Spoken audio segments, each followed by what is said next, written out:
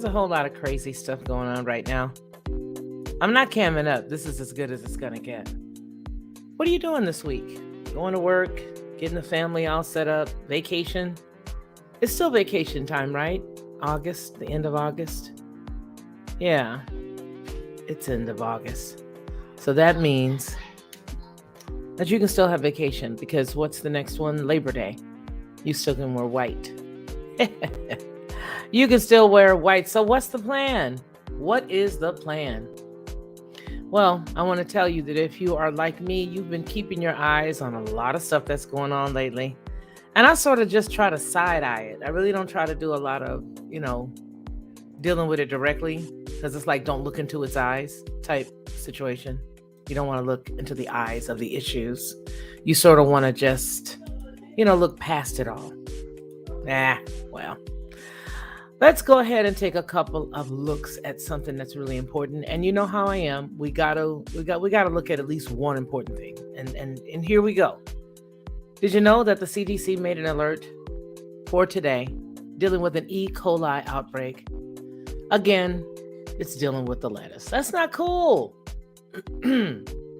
But it's important.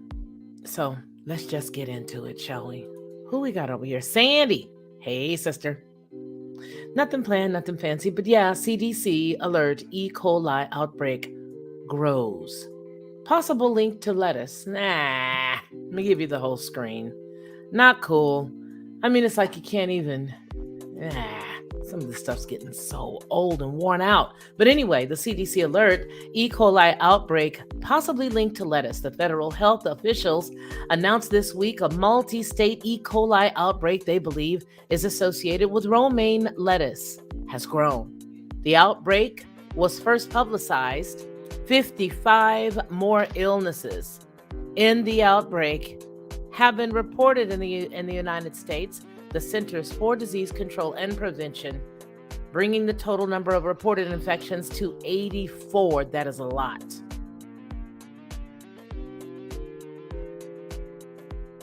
That's a lot. That's what the agency says. At least 8 people have developed a type of kidney failure called hemolytic uremic syndrome. Babe King, how you doing? Constance, good to see you. Disciple of the Messiah, it's good to see you as well. That's terrible because that means it's going to affect the kidneys for those who it has already affected. So according to the CDC, from 4 states, there are 4 of them that are involved right now. There is Michigan, Ohio, Indiana, and Pennsylvania. A specific food has not been confirmed as the source of this outbreak, but many sick people reported eating sandwiches with romaine lettuce at Wendy's restaurants in Indiana, Michigan, Ohio, and Pennsylvania before getting sick. Based on this information, Wendy's has taken a precautionary measure of removing the romaine lettuce being used in sandwiches from restaurants in that region. Wendy's uses a different type of romaine lettuce for salads, and the investigators are working to confirm whether the romaine lettuce is the source of this outbreak and whether the lettuce is used in Wendy's sandwiches was served or sold at other businesses. Wendy's is fully cooperating with the investigation. Now, I know everybody had to see this at the top of last week where they were saying, Wendy's, outbreak. I saw that and kept going, and I was like, they're at it again. Because it's like, it's so much you just can't take. Well, now here's what you should do according to the CDC. It's not advised that people avoid eating at Wendy's restaurants. Let's just let that sink in. They have advised that you don't avoid them. Go in, head first. Like this man that I watch on Instagram. It's this older white guy. Be a man. I'm sorry. But it's like they just want you to go ahead on in. We don't want you to stop now. We don't want you to stop. This is their part of their sacrifice that they knew they were supposed to do this time. And they said they would do the lettuce. So we don't want you to stop eating at them. You can have a Frosty. You can get another kind of sandwich. It doesn't have any lettuce on it. That's okay. You can do that. You can get a beverage. That's what you can do. Yeah. So don't stop. Get it. Get on down to Wendy's. Don't stop. Wendy's has taken a precautionary measure, removing the romaine lettuce being used in the sandwiches from its restaurants in this region. And again, at this time, there is no evidence to indicate that romaine lettuce sold in grocery stores, served in other restaurants, or in people's homes is linked to this outbreak. The CDC will update this advice if the investigation identifies foods to avoid. You are to call your healthcare provider right away if you have any of these severe E. coli symptoms: diarrhea and a fever over 102 degrees Fahrenheit, or diarrhea for more than 3 days that is not improving, any blood inside of the stool, and then so much vomiting that you can't keep liquids down, which are signs of dehydration, such as not urinating much, dry mouth and throat, feeling dizzy, and when you stand up. If you have E. coli symptoms, help the public health officials solve this outbreak. Write down what you ate in the week before you got ill, and then report your illness to your local state or health department, and then answer public health officials. Who goes there? Questions about your illness. Somebody's trying to tip out the house. The symptoms of E. coli: most people get infected with the Shiga toxin, producing E. coli, experiencing the severe stomach cramps, diarrhea, and then the blood in the stool, and then vomiting. Symptoms usually start 3 or 4 days after swallowing the bacteria, and most people recover without treatment within 5 to 7 days. And some people may develop a type of kidney failure, again, as it said at the top of the story, hemolytic uremic syndrome, called HUS or HUS, and need to be hospitalized. Okay? All right. So that's that. There's more. There's a whole lot more. Hey, hey, Marty. Okay. All right. So let's see what else we have. Yes, like and share and subscribe to all who are here. I'm not going to be here too long today. I do want to read these out, though. I do want to look at more. So let's just go back a little bit and see what else we have to glance at. Okay. All right. Let's see. Oh, boy. No, I don't want to read that. But did you know there was a woman that was arrested for hate crimes against Indians? Huh. It's terrible. Okay. Well, don't believe that had anything to do with us. The United States believes Russia is planning strikes on Ukraine infrastructure soon. What does that have to do with us? Other than us, footing the bill for more of it. The CDC warns of a Salmonella outbreak linked to pets. Let's take a look at that. Okay, hold on. I'll get it for you. Put it over there. What is y'all's plan for this week? What's the plan? What's it all about, Alfie? Well, here you go. The CDC warns Salmonella outbreak linked to pets. Many people in this outbreak purchase small turtles online before getting sick. Don't buy small turtles with shells less than 4 inches long. A federal law bans the sale of these turtles as pets because they have caused many salmonella outbreaks, but they are sometimes available for sale online and at stores, flea markets, and roadside stands. Always take steps to stay healthy around your pet turtle. Here goes some illness or fast facts for the illnesses. There are 5 hospitalizations, no deaths, 11 states. The investigation is active. Don't buy turtles less than 4 inches. Many people in this outbreak reported such purchasing turtles, again with the shells less than 4 inches long, from the stores. 3 people in this outbreak purchased the turtles from a website called myturtlestore.com. The same strain of salmonella making people sick in this outbreak was also found on turtles purchased from myturtlestore.com. A federal law does ban the sale and distribution of turtles less than 4 inches long as pets. However, these turtles can sometimes be found illegally online and at stores, flea markets, and roadside stands.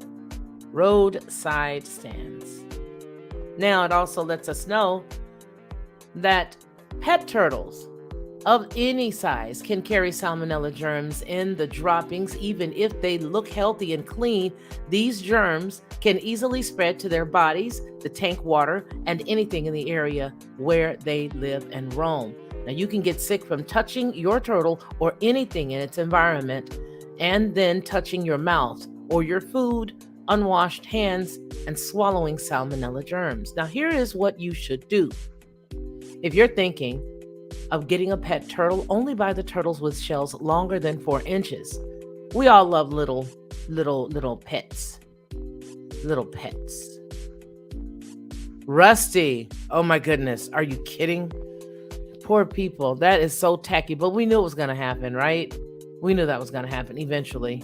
I mean, that they've got a lot of control over. Dirty dogs. That's what my mom used to say when she was sitting there watching those old shows like with Barnabas Collins.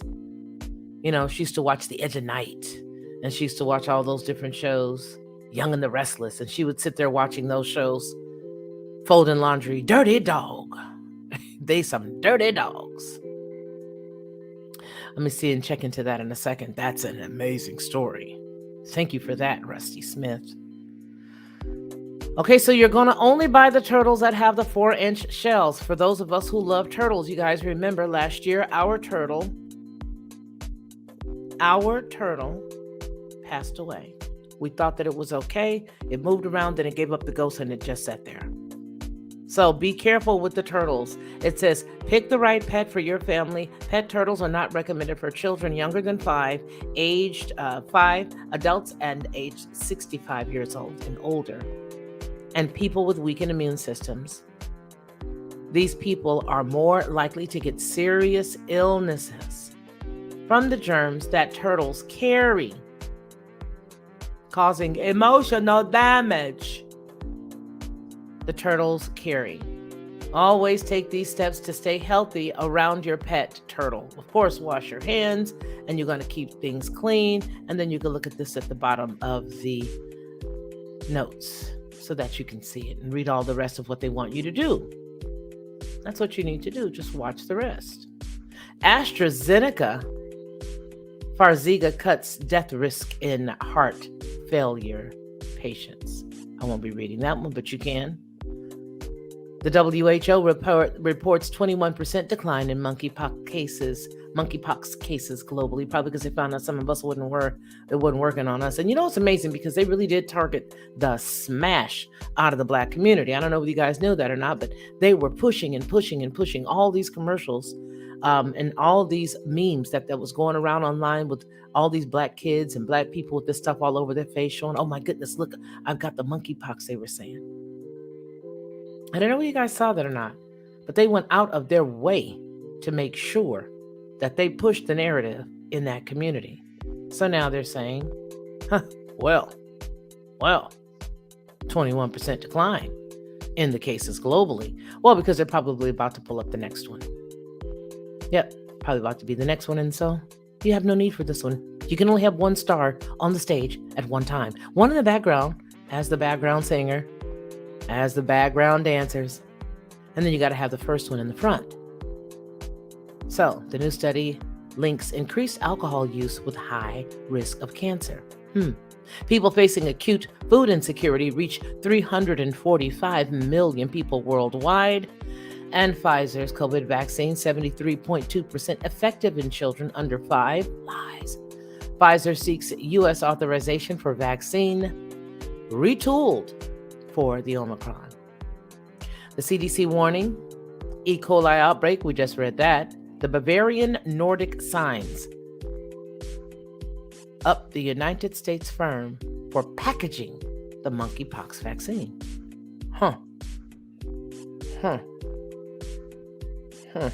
Plaintiff in the first Zantac lawsuit set for trial drops their case. I wonder who visited their house. I wonder who made them convince themselves to do that. Well, let's just hope that they're still with us. Let's go ahead and read it, shall we? Well, we get a little bit more clarity as to why. Why would you do it? Why would you drop the case? The plaintiff in the first lawsuit over the heartburn drug Zantac, scheduled to go to trial, has agreed to drop his case, according to his attorney and drug makers named as defendants. Tuesday's news came days after shares of the GlaxoSmithKline plc, Sanofi SA, Pfizer Incorporated, and Haleon plc were hit by mounting investor concerns about thousands of lawsuits claiming the drug, which the United States regulators pulled off the market in 2020, causes cancer. The first trial is one of those lawsuits that they had been scheduled for Monday, tomorrow, in Illinois court. The plaintiff, Joseph Bayer, very suspect name, Joseph Bayer, Joe Bayer. He alleged that he developed esophageal cancer from the over-the-counter Zantac. Alexandra Walsh, an attorney for Mr. Bayer, said her client could not proceed for personal health reasons, but had the right to refile his claim within a year. Most of this she could have gone to court for if he were ill. They did something, scared somebody, something happened. Now, Zantac, originally marketed by a forerunner of GSK, has been sold by several companies at different times, including Pfizer, Boehringer, Ingelheim, and Sanofi, as well as a plethora of generic drug makers. Haleon, spun out as an independent company last month, compromises consumer health assets once owned by GSK and Pfizer. GSK and Boehringer Ingelheim said they had not paid anything in exchange for the voluntary dismissal of the Bayer case. This result reflects what Pfizer has always stated. This litigation is without merit, a company spokesperson said. Haleon and Sanofi were not named as defendants in this case, and separately on Tuesday, Bloomberg reported a handful of generic companies, including Teva, Perrigo, Sun Pharmaceutical Industries, and Dr. Reddy's Laboratories, agreed to settle with Bayer for a total of more than $500,000 before the case was set to go to trial, citing people familiar with the deal. A Perrigo spokesperson told Reuters the company had been dismissed from the Bayer case, per public records. Quote, "We are not commenting on the article, which is riddled with inaccuracies." Now, you won't comment, but you're going to say it's got some inaccuracies. We ain't going to comment on it. But what we're going to tell you is what we seen has some inaccuracies. Teva Pharmaceutical said that it had dismissed from the vast majority of claims. It had been dismissed from the vast majority of claims in the multi-district litigation, but settled a case that was not a part of the litigation, a nominal fee, just a nominal fee, a small amount of money. I always have to raise one eyebrow. Far less than it would have cost in the trial. Sun Pharma and Dr. Reddy's did not immediately respond to requests for comment. Concerns around Zantac, known chemically as, what is this? Ranitidine, containing potential cancer-causing impurities, started to emerge in 2018, well after generic versions of the medicine had been launched. Well, there's the final impact of more than 2,000 lawsuits. They were all consolidated in federal court in West Palm Beach, Florida, where a hearing on what expert evidence will be allowed in the future trials is scheduled for September the 20th, and the first federal court trials are expected sometime next year.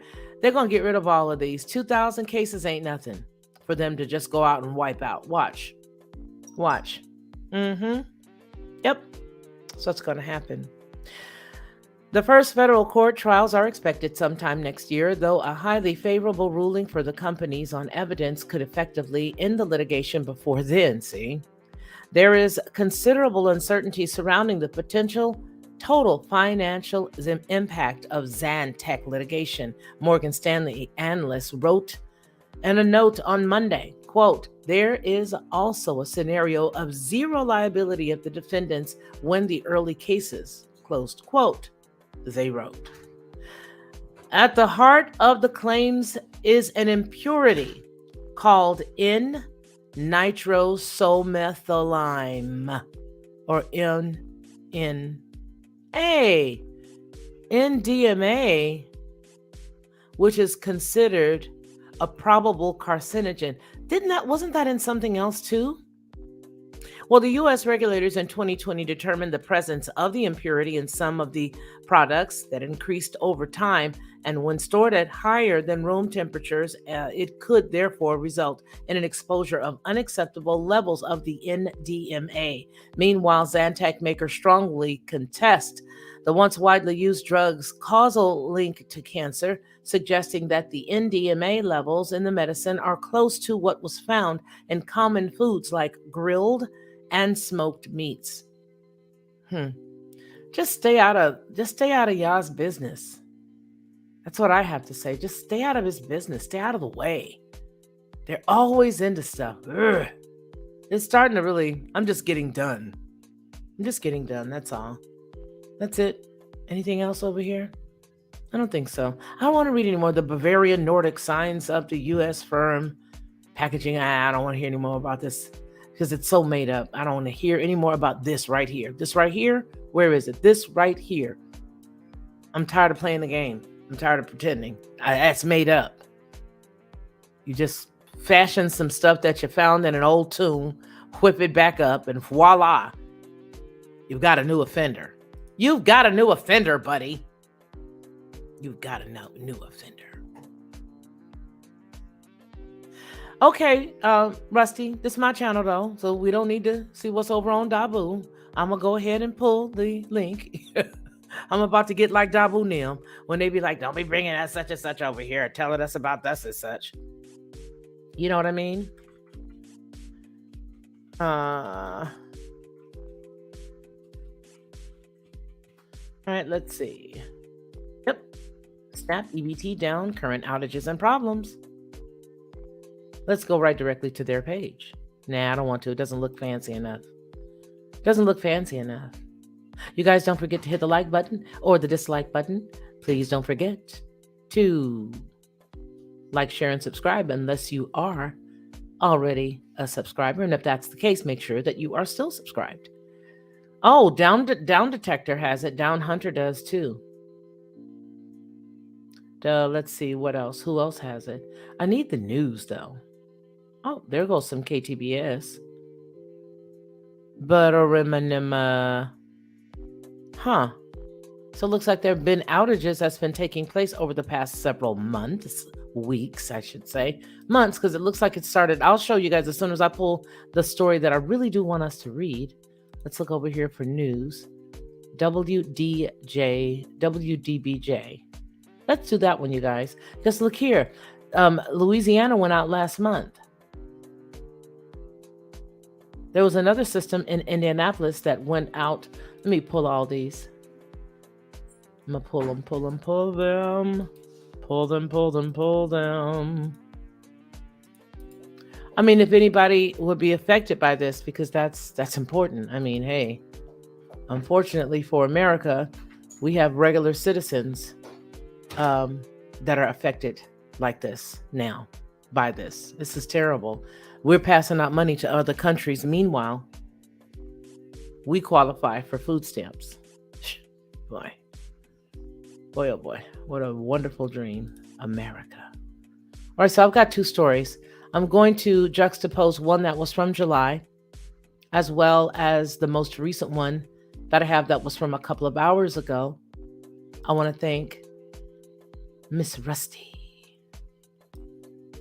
for putting us onto this, because today I had not been doing any news watching, news looking at all. None. I'm so tired of them. I think that's why. And then it looks like their WIC processing system went down. Huh. All right. So we got 3 stories that are all associated. Thank you to Rusty. Okay, here we go. Let's go ahead and take a look. Let's take a look. Hey, how you doing? It's good to see you. It is so good to see you, Bishop. Hey, Mike, how's it going? Okay, so let's take a gander. Let's take a gander because, like I said, Americans all around are being affected. So this is I think what I want to do is start from the oldest story and bring it all the way up to the most recent one. So this was the WIC processing system will be shut down for upgrade. So that was on the 23rd. So that was last Friday. It was posted then. And that's the WIC. So that's where people get the cereal and the baby stuff and all that. That means that they're changing some stuff over, you guys. That's what's going on. They're switching something over. That's just what I'm getting from my knower, from my gut. When I see this kind of story, these kind of stories like back to back, it's telling me that they're changing or augmenting something, that they're putting something online with something else. That's what this is. So the Indiana's Women's, Infant and Children, or WIC, director on Tuesday said the program users have other options if they need to get food for that weekend. The system that processes the program payments statewide will shut down at 6 p.m. Friday for upgrades. And again, that was on the 23rd of 2022, and it was posted at 6:54 p.m. Eastern Standard Time. So the WIC program users will not be able to use their benefits until the system comes back online, currently scheduled for Monday morning, which would have been this past Monday, a week ago from tomorrow.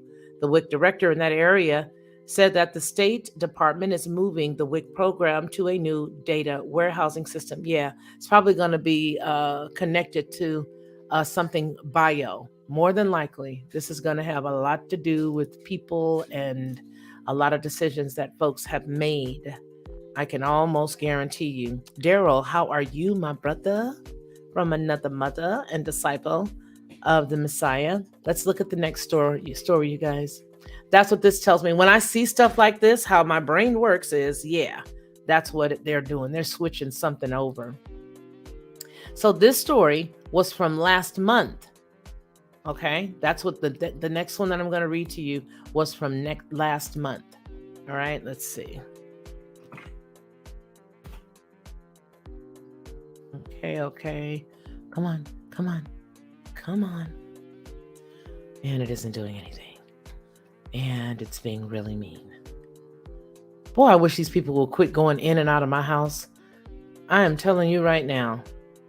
Just flies coming in and then they go out and then the flies come in. Then you get them all out and then they open up the door. Hey, how's it going, Grandma? Get out of my house. They're back again.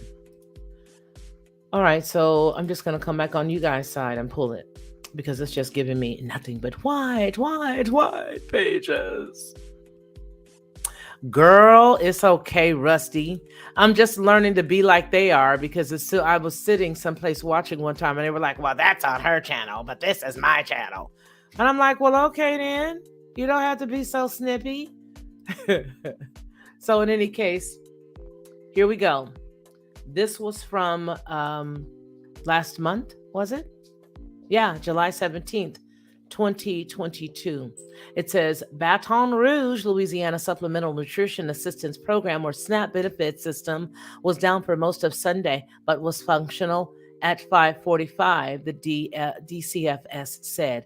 The department released the following statement about the outage, saying that it confirmed that a communication outage involving a national carrier on Sunday, and today is Sunday as well, right? Caused the EBT transactions at Louisiana SNAP retailers to be denied. And they also regretted any inconvenience that it may have caused any of their EBT and card holders. And they also said that they anticipate the issue would have been resolved later that day. The EBT recipients can call the Lifeline Check EBT call center, and there was a phone number that they offered to them at that time. Now, let's take a look at the final story because that is the one that our sister Rusty shared with us. So let's just take a gander at that one, shall we? Let's just take a gander. It's the final one we've got to put up. But I guarantee you guys, that's what's going on.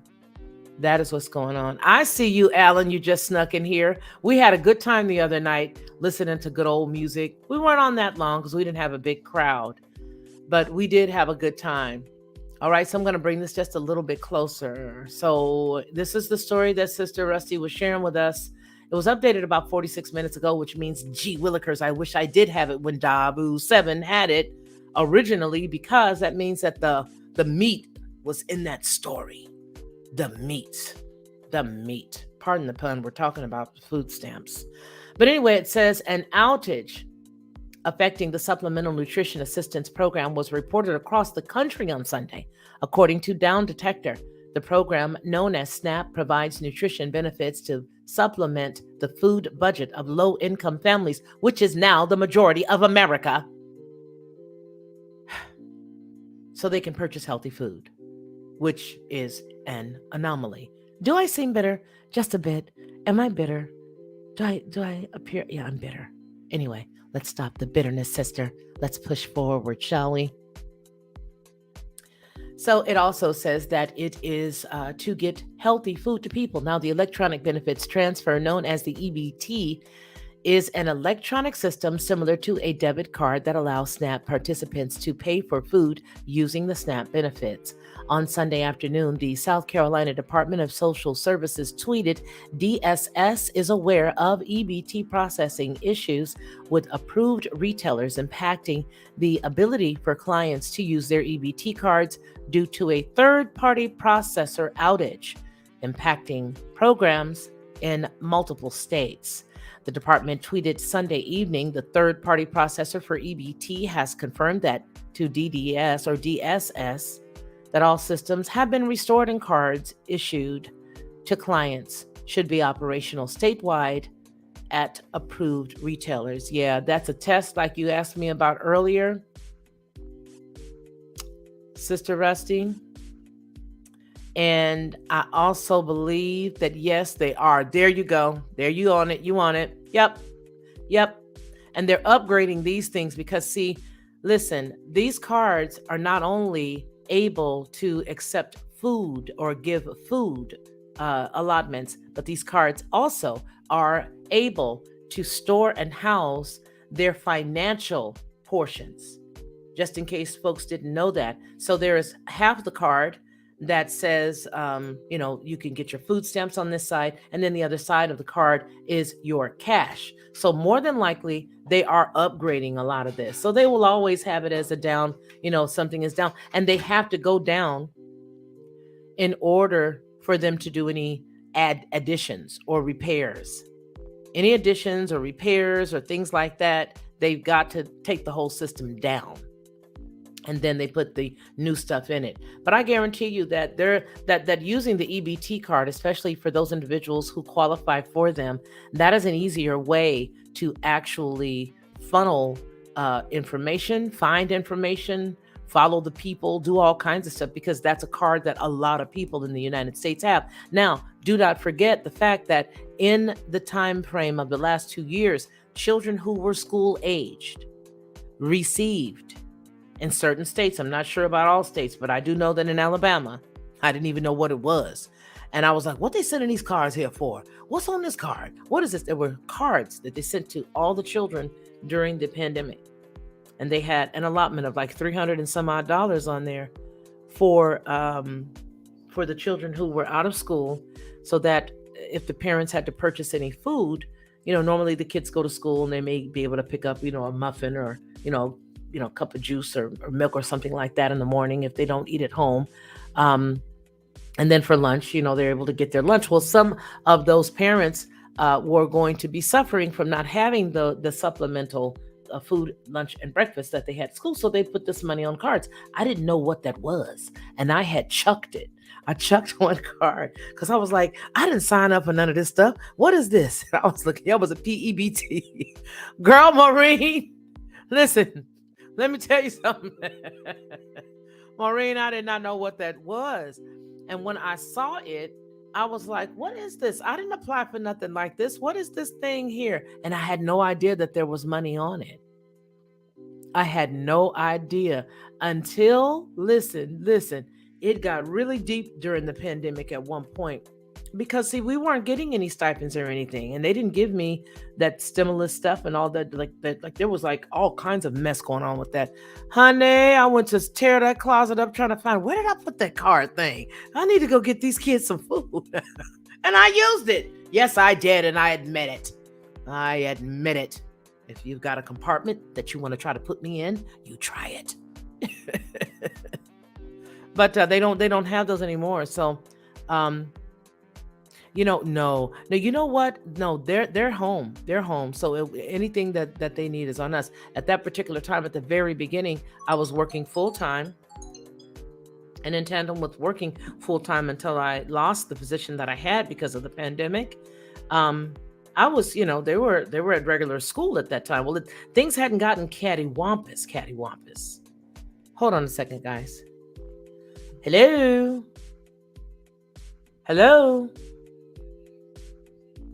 Okay.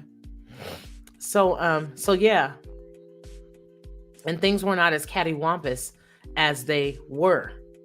So yeah, I had to make sure that I got them taken care of, and I did. And I went and looked for those cards and found them, and I was like, so they just gonna put this money on the card anyway. They're just gonna keep putting stuff. That's what the PEBT thing was. My point is that, hello, Melinda. My point is that they were able to put the food stamps for the children who had not even applied for them, as in my case with the grandsons. And it was like 3 months, you guys. I had no idea that there was money on those cards.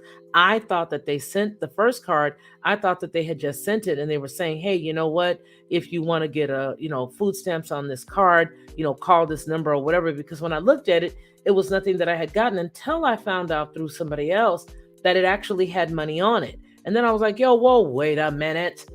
It had close to $900 by the time I went and got it, because they had dropped allotments on them. Because it was a good time. It was about $600. It was a good amount of time. At least 5-6 months or something had passed, and I didn't remember. But in any case, there was a lot on there. And so, of course, you take it and you go buy the beef and the fish and all that stuff. You stick it in the freezer and you make sure that they've got stuff to eat. But my point is that this is how they're going to make sure that they're able to see exactly who's doing what you're buying, even more so than before.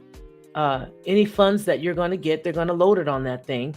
And there is going to be a way for them to, possibly attach people's, records such as shots and stuff like that on there. You never really know. You never know. Remember that card that we were looking at before? The one that we did and we put on TLP. And it was talking about the Aadhaar card. Remember that Aadhaar card that was going on over there in India, you guys? You guys remember that? Mm-hmm. You guys remember that? Yep. And that card was one that was very difficult for people to get. There was a whole sector of individuals who were starving to death because they couldn't get the card right in India or Pakistan, one of the two. Mm-hmm. Yeah, they're, like you said earlier, they are practicing. I think you said a test. It's exactly right. So, Lord have mercy. Oh, well, these people just love to track us, don't they?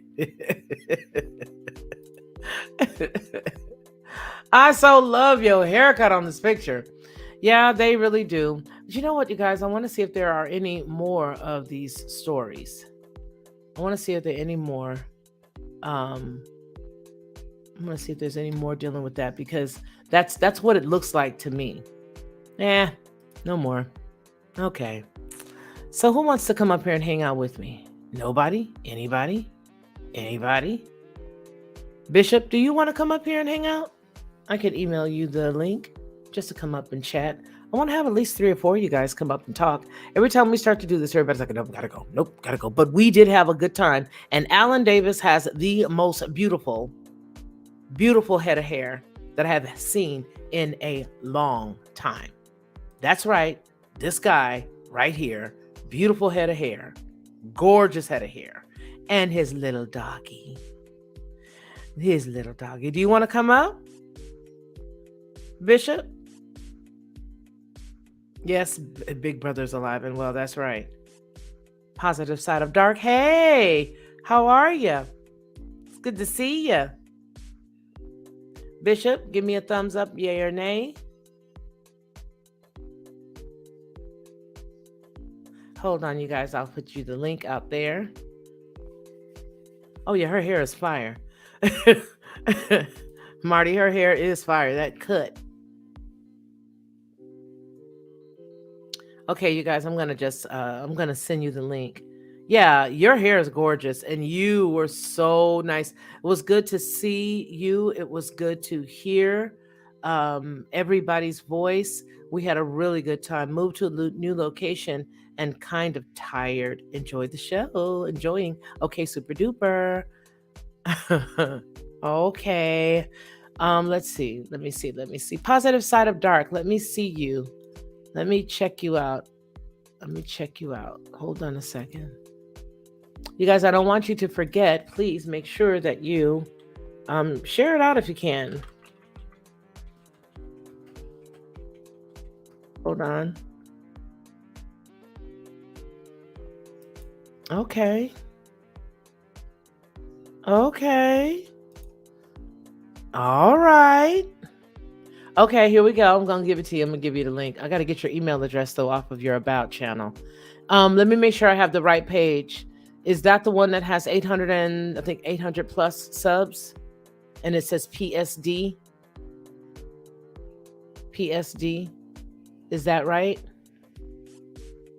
Positive side of dark?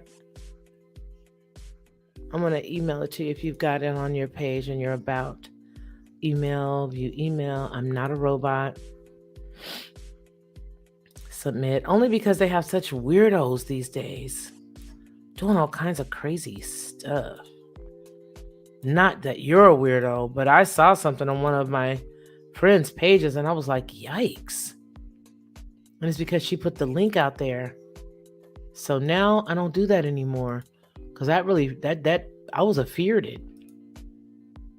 Yes, that's you. Okay, hold on just a second. I'm going to give it to you. I'm going to actually send it to that email. All right. Here we go. There we are. Okay. I just sent you the link, so you should get it in a second. But we did have a nice Zoom call the other night with all of us. We had fun. We were listening to old music and whatnot. And Alan, you would never guess what I found. I found a few channels that have really good karaoke music. And so I've been playing with some of it that's already pre-licensed. Hey, Sharon Marie, pretty lady, how are you? And so I found some really good karaoke music that's licensed that they'll allow you to do. So we can probably play with some of those next time. I mean, I just like music. And that's actually what prompted us to want to do the Zoom call, if everybody remembers. You know what I'm saying? We were talking about doing the music. Okay, Positive, I sent the link to you. I sent you the link. So you should have it there in your Gmail. But we did. And that's what sparked us to have the conversation originally, was because we were like, oh, music is not good anymore. I really just want to talk about some good music and blah, blah, blah, and all that other stuff. But we had really fun. It was a few of us, but it was real good. I enjoyed it. I did. I like fellowshipping. And if we were all together, you know, we would be able to really just laugh and talk and have a good time. I just got through seeing somebody up here at the top. Where is she? I thought I saw her. Let me look. Let me see. I thought I saw. Oh, I don't see her anymore. I thought I saw her, but I didn't. Then maybe I need to intercede for her. I thought I saw her. Vape King, how you doing? You still in here? Constance, it's good to see you. Oh, you caught alive, you said. Yeah, they've got these really good ones. So I found the Peter Cetera song. I found that one, the one that we were listening to with Amy Grant. And I was getting down, having a good time with that. Marty, it's supposed to help handicapped people. What kind of handicapped people? Female? What are you talking about? Musk, I hadn't heard of that earlier. You guys be cracking me up. Okay, so, all right. It doesn't look like we're going to have a visitor. I thought we were. Hey, I tell you what, Bishop, can you do me one giant favor? Let me see if I can. Oh, hold on. I know what to do. if he's not busy, because I know that he was out earlier. But I just want to talk with you guys and see what's on your mind and what y'all got going. Yes, earlier today. I know that he was busy. Oh, you're a hairdresser for over 30 years. Yes, girl. Yes. So, I am as well. Not nearly 30 years. Did you do point cutting, Rusty? Did you do point cutting? Do you do point cutting? If you can call any of our brothers, Bishop, and ask them if they'd like to come on, or text them. Yeah, point cutting and all that really nice stuff. What was that? There's like a special cutting that they stopped teaching, and they stopped teaching it, and I forgot the name of it. No, it wasn't point cutting because I point cut, but it was another. Was it something other cutting? Rusty, you know what I'm talking about. They did it a lot. You say you've been for 30 years, so you know exactly what I'm talking about. There was a specific type of cutting that they stopped teaching later. I can't remember. It's not point, because I point cut. It was another one. And it was like dealing with the square at the top of the head. Oh, goodness gracious. Anyway, can't remember. All right, so let us go on ahead and pull up some good old music. I think what I'm going to do is show you guys what I was talking about, the channel that, the channels. You know what? A positive side of dark. You got some cool stuff on your channel. You've got some cool stuff. Copper-colored people, too. I like it. He's got some cool stuff. What is this? What is this? I wonder if he'll let me show his stuff. He's not here yet. Wow. He is our kind of people.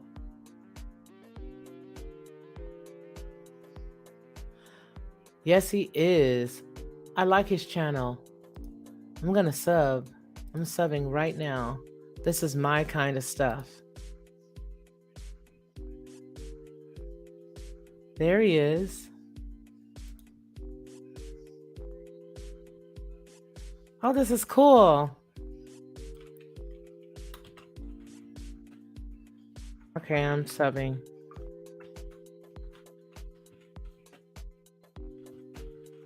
Okay. There we go. Alrighty. That's what I should do. I should go to all you guys' channels that are in here tonight and just sub. Okay. I hope I sent it to the right email address. Hold on, let me see. Invite. Copy to clipboard. Gmail. Oh, no, because it said that's what I did. It said I put it in the right place. Yeah, I did. I put it in the right place. Probably. I don't know. I don't know what I've done. Y'all know I'll be jacking up some stuff. I'll be trying, though. I really do. All right, you all. I'm a little cattywampus because I'm sleepy. Oh, you did? Okay, well, hopefully they can come on. But after chemo radiation, I lost my voice to sing. Oh, bless your heart, Melinda. We can storm them like Monty does. Yeah, that would be good, right? Oh my goodness. Hey, maybe we ought to do that. Maybe we ought to just the 14 of us. You know, sometimes you just got to be a little fun. Maybe we need to go and maybe but a few of us. Excuse me. Maybe we need to go and do one of those. What do they call them? It's not a storm. What is it called? I forgot what they're called. You guys know what I mean. I'm tired. We're moving, so I'm like packing and putting all kinds of junk together. Yeah, I hate moving. This isn't fun at all. At all. Not in the least. Not a bit. All right, hold on. Shalom, M. Leslie. It's good to see you. Room raid. That's what it is. It's a raid. All right, let me find somebody to raid then. just so that I can be like completely, totally annoying. You guys could tell when I'm sleepy. Uh-huh. When I'm tired, you already know. When I'm sleepy and I'm tired, you're like, she's really annoying. Yep, that's what I do. That's what I'm here for, man. That's what I'm here for. It's who I am. It's who I am. Okay, so let's see. But everybody, give me a shout out and let me know, what is your plan for this week? What do you plan on doing? Come on, you guys. Tell me what's going on. What's happening? What are you doing? Are you guys going on vacation? Does anybody have a vacation coming up? It's still vacation time. Does anyone plan on, I don't know, maybe going to a family reunion, even a high school reunion, or something going on at the school? How about something for the kids? Yes. Yes. Yes. You are too? Well, today was a work. I know for you, Sandy. And Sandy's been trying to help me find a place too. So she's been doing double duty. I know that right now, today being yesterday was a Sabbath and then today was one. So it's just one of those lazy weekend type of things. Feels like really, really like casual, like relaxing, where you just don't want to do a lot, but rest. Yeah, Marty, I don't like them. Thank you, precious love. There you go. Pramisi. Look at the face you have down there. I don't want to move. I don't like it. I don't like moving at all. And the older you get, have you guys ever noticed that? The older you get, you're just not into it. Yeah, Clarita. Clarita was with us there the other night. You were with us, Clarita, for the Zoom call where we were listening to the old music and chit-chatting and talking. We even had a nice little prayer before we left. It was fun. Yes, pushing papers all day is exhausting. You're absolutely right. It is. Work and sleep, pushing papers all day is exhausting. Yes, it is. Working in the garden, looking for an electrician, handyman. Well, it's okay. It was good for us to test the waters just to see, if people could come on and figure out how to do it or whatever. And that way we can do it going forward. Also, you guys, I have here what is called what is this thing called? Telegraph. Hold on, let me pull it up. It's an app. I had it a long time ago because my brother Lee had me get it. Here it is, Clubhouse. Clubhouse. Why don't you guys find me the Lockhart Perspective and make sure it's the Lockhart Perspective. It was just Felicia Lockhart. I have 33 followers. You guys find me on there, and then I'll let you guys know when we'll be live, right? Isn't that how I do it? It says finish setup. Pick your language, enable your contacts, 3 or more clubs, share on Twitter. Okay, you guys, so if anybody does not already have, I guess I got to finish setting this up. But yeah, you guys, we can all go on Clubhouse and hang out there and talk about some things there. Because I have this now. So we've got the Zoom. We know that it works. Now we're going to do the Clubhouse. We know that's going to work. You're on Clubhouse too? Okay, great. Yes, I do have Telegram too, Marty, but I haven't downloaded the app. But Clubhouse, I definitely have it. And then also, what is it? Let me see. Yeah. It says to finish my setup. But yeah, so there was another thing that I just saw in here too. Oh yes, Discord. Now I've had a Discord server, but I think I lost it. But I do have Discord. Yeah, we can set up a room there. Okay, I'm going to do that, G. Williams, Scott, Bishop. I'm going to do that. And then I'll send it out to Bernard and Victor and everybody, or just give it to Bernard and he can maybe pass it out to, hey, Bernard, I'm going to do that. Do you have a Clubhouse, Bernard? Let me know if you have it. Let me know if you've got it. If you do, that's good. You're already verified, King BJ. I'm gonna let you up, okay? Hold on just a second. Hold on just a second. All right, hold on just a moment. There you go. Yeah, one of my friends had this encounter the other week, and I had my grandsons. I was in the kitchen, and I had them watching the screen for me because she was talking, and I took the speaker in the kitchen, and then they said, "Oh, grandmother, somebody is doing something on the screen," and I ran in there. No, I'm not going to be on there tomorrow, Marty. I got to get some more money. Just real talk. I got to get some more cashola. Hey. And when I do, hey. And when I do, then I can go back over there because you got to pay for that every month. But yes, as she has it here to support the work, snail mail, you can send it here to 645 Wind Drive, unit number 5777, Huntsville, Alabama 35814. We've got Ronnie Man in the house. And King BJ, if you're not too tired, you can come on. There's the link that's been sent to you, as well as the dark. But now listen, you guys, the reason for this is because you know what? I had the Zelle account. I had two accounts. I just recently closed the account that had Zelle on it, which was Wells Fargo, because they were up to some shadiness. So I let them go.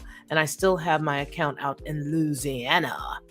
But I do have the PayPal. I do have the Cash App. I do have the things of that nature, things that'll go directly to me. So that's good. Cash App has really, really been working out pretty well, though, as far as getting direct funds. That's been the best, one of the best, in my opinion, for me. I don't know how I feel about going through some things right now with a major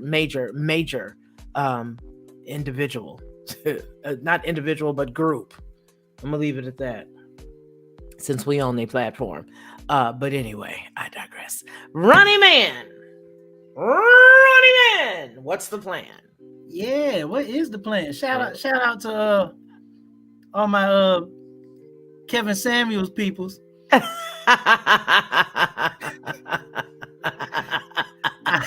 there on the platforms. I thought you might get a kick out of that. Okay. Hey, shake it up a little bit. I'm trying to get ready to move to the mountains if I can get out of my house and get it sold. I know that's right. You should be able to. I mean, everybody right now is, selling it. Everybody is calling all these other companies. These companies are, calling everybody saying, hey, do you want to sell your house? I had somebody on and I told them that it was 1600 Pennsylvania Avenue was the address. And okay, let me write it down. I said, this is really an idiot. I said, you guys got the wrong address on the house you think that I want to sell. I said, that's not the house that I'm trying to sell. It's not? Okay, can you give me the address? I said, yes, 1600 Pennsylvania Avenue. That is in Washington, D.C. I like your channel, Positive Side of Dark. I like your channel. I was just telling everybody that the main reason why I have to check now is because somebody has been doing some, not that you would, but now I check if I don't know who it is, and I send them the link personally because I didn't before.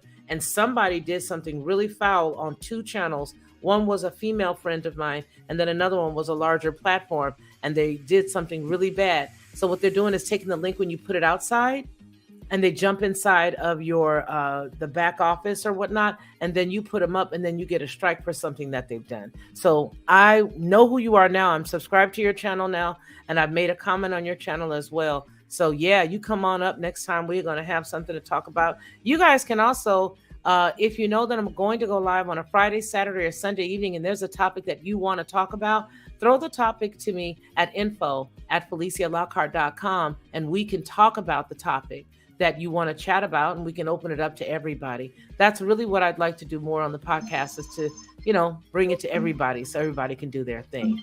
So how's it going, Ronnie? How's it going, King BJ? Oh, I'm hanging in there. Today is New Moon Day, so I'm in chill mode. Yes, that's what I was just saying. It's a nice little Sabbath today as well. So it's just chill out, chill out. How about you, King BJ? I saw you live somewhere. Were you on Instagram? All right. What you got on the screen here? Artemis. Oh yeah. Can you hear me?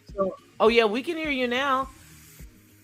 Oh, okay. Yeah. No, I just realized you sent me the email. I didn't even know you were on tonight. So I'm actually out and about. That's why you'll see the camera. But I just, dropped in to say, what's going on, Miss Felicia? How are you, Mr. King BJ?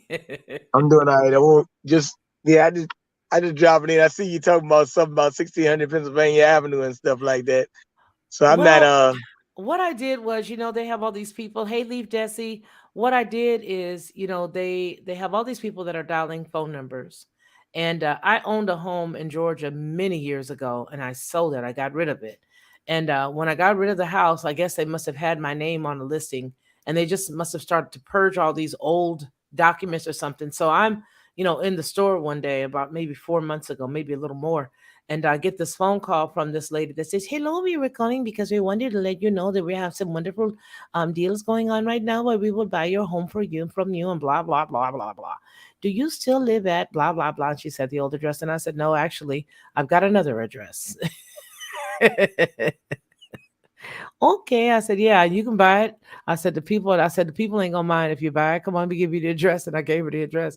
And she says, "Okay, okay." I said, "This idiot doesn't realize I just gave her the address to the White House. Go purchase it, go buy it, go away. They're selling everything. They'll sell it all, including the kitchen sink. Including the kitchen sink. You'll be able to unattach it, and you can, like, everything is gonna be yours. Everything. It's all you. Okay. It's all you, baby." Well, like I say, I'm about to. I just pulled in to say hi. I'm about to get back on the road driving. If I Okay, get sweetie. home, yes, ma'am. All right. Well, if we're here when you get home and secure and safe, you can hang out with us. But if not, we'll see you another time. Yes, ma'am. All right. See you soon. So, Ronnie, man, what you got going? What you got going? I just find it fascinating because you're talking about what is the plan, and I'm going on a whole different lane as far as what the plan is. Oh, switch reels. Switch reels. Yeah, it's just crazy what the plan is, and I don't know what it is, I'll say that I don't know what the plan specifically is for quote unquote them, but whatever it is, they definitely have a playbook that they are sticking close to, and that playbook looks a lot like the rhetoric of the scripture. So I find that real fascinating as well. But come on. Since today is New Moon Day, it's really interesting that Artemis 1, the Artemis crew, or the Artemis program, is about to launch in the morning, and they're on their way to the moon. They're about to set up shop. They're about to set up shop on the moon with the Artemis 1, and it's launching tomorrow at 8:30 in the morning. What I find real fascinating is these moon launches. That other moon launch that quote unquote moon launch back in back in 69 was on July 16th. If you do your research, on July 16th, 1969, that was a new moon day. They know what they're doing. Yeah, so what I've noticed is that these launches, these moon launches, they happen on new moon days. So I find that fascinating. So this is the thing. We might not understand the prolific significance of what, new moon day entails or whatever, but they know more than they're letting on when they have these windows that they're launching, large spacecraft on specifically new moon days. I just find that really fascinating. So tomorrow, we're in the 6th month of the biblical year, and here they are launching the first moon mission in umpteen years or what have you. Yeah. It's really fascinating. So I they have find it fascinating too. they have a huge game plan all laid out. And what's also interesting is Artemis, is the goddess of the moon. So What? yeah, so so they know exactly what they're doing. They might be scientists, but at their university, they have a ancient, I don't know, language scholar that's their buddy or something down the hallway, and they're all talking amongst themselves, and because why is a scientist calling the thing Artemis? Or they just have a game plan. They have a Greek slash they have a Yes. Greco-Roman game plan Yes. that is specifically bringing their version of the future into fruition. So basically what's about to happen is there's like 8 segments to the Artemis program, and Artemis 1 is being launched tomorrow, and they're going to execute all the things that as far as the Orion initiative was what they had planned doing. And what's also fascinating is our former president, he's the one that enacted this whole thing to get it jump started. So the last president that got a moon, quote unquote, moon landing jump started was Kennedy. And he has, the Kennedy Space Center, Cape Canaveral over there in Florida. For all we know, we're going to have a Trump Space Center or a Trump Moon Center, on the moon, because what they're actually doing is they are about to establish a moon base with, human presence on the moon, with continual human presence. They're going to colonize the moon, and they're literally starting this tomorrow. It's like a $300 billion initiative, and they're starting it tomorrow. I just find it really fascinating, especially with your theme talking about what's the plan. The plan is to habitate and then eventually cohabitate if they can find other life forms elsewhere on other planets. And they're starting tomorrow. It's going to be an unmanned mission tomorrow. But they're bringing up mannequins and dummies or whatever that has sensors in all of the intricate spots that for human organs or whatever, just to see exactly how it's going to play out and take a toll on the human body. Because 2 years from now they are going to launch a human mission, with real live astronauts, and they are going to man the moon. Now, and I'm not saying put a man on the moon. They're going to man the moon. Like there's going to be a continual presence on the moon, and the initiative, they're going to have the first female on the moon and the first person of color on the moon. I could throw up. I'm so tired of that. Blah, Yeah. blah, Throw the blah, politics in there. blah. They gotta have all of that. Blah, blah. Yeah, but if you pull up, like just a blurb of it, it's fascinating. They have all this laid out, and did you know? And what I really find fascinating, and I would like to dive into the why behind it, is why do they have these missions on new moon days? Well, because they know the truth. I did too. I just subbed to his channel too, Sharon Marie. It's because of what they know, and that's the part that really sort of makes me get a little. And I've expressed this before, where I just get a little bit overtired of trying to.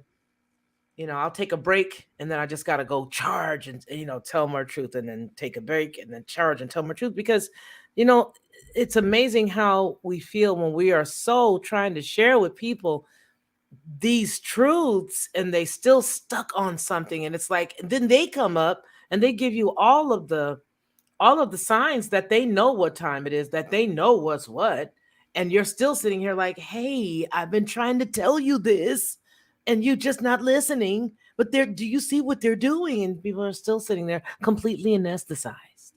So I don't find it strange that they're doing any of this stuff on new moon days. The people who know. The people who don't. The people who don't want to know won't. That's the sad part. BlackRock and Vanguard buying everything up will turn into a rental property. Yeah, they're doing a lot more than that too, sister. They're doing a lot more than that with it. Go ahead, Ronnie Man. No. Good. I'm, like I was hoping you could pull up something and read it, because some of the stuff that I've been reading about is slightly cynical. I can believe it. I'm just, I don't know. Mike Guyver says a new moon has no light, so they can see where they are going. LOL. Sure. What would you like me to pull up? You know what? Let me share what I well Snuggle 668. I just pulled up the Wikipedia of the Artemis program, and oh man, it's so interesting. It's so interesting. Just reading it is fascinating. The audacity, the grand scale of what they have in store, and they have, like I said, they have a whole entire game plan. And like, did you know about it? This thing is happening tomorrow. And they're gonna have various missions throughout the course of the next 2 years, because they're actually planning on building a complete colony. They're colonizing the moon, literally. And this is the thing. We've always heard about it. Maybe not always, but we've heard about it for a long time, that they're going to colonize the moon, or they plan on it, or that's a future scenario that has been thought out. But what's really interesting and fascinating is that it's literally going to be happening starting in the morning. Well, I'm going to go ahead and start to read this for those who might be interested in, and leave you a link down below. It says, with Artemis missions, NASA will launch the first woman and the first... I'm so tired of this topic. The first woman and the first person, and the color and the color and the woman and the... Oh, okay, I'm sorry. I'm just so disgusted with it, I could just upchuck it. Anyway, with Artemis missions, NASA will land the first woman and the first person of color on the moon, using innovative technologies to explore more of the lunar surface than ever before. We will collaborate with commercial and international partners to establish the first long-term presence on the moon. Then we will use what we learn on and around the moon to take the next giant leap of lying to Americans, sending the first astronaut into Mars.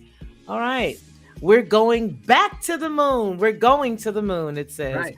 We're going back to the moon, but this time we're not going to use any curtain rods or any aluminum foil or any of that stuff. We're going back to the moon for scientific discovery, economic benefits, and inspiration for a new generation of explorers, the Artemis generation. While maintaining America's leadership in exploration, we will build a global alliance and explore deep space for the benefit of all.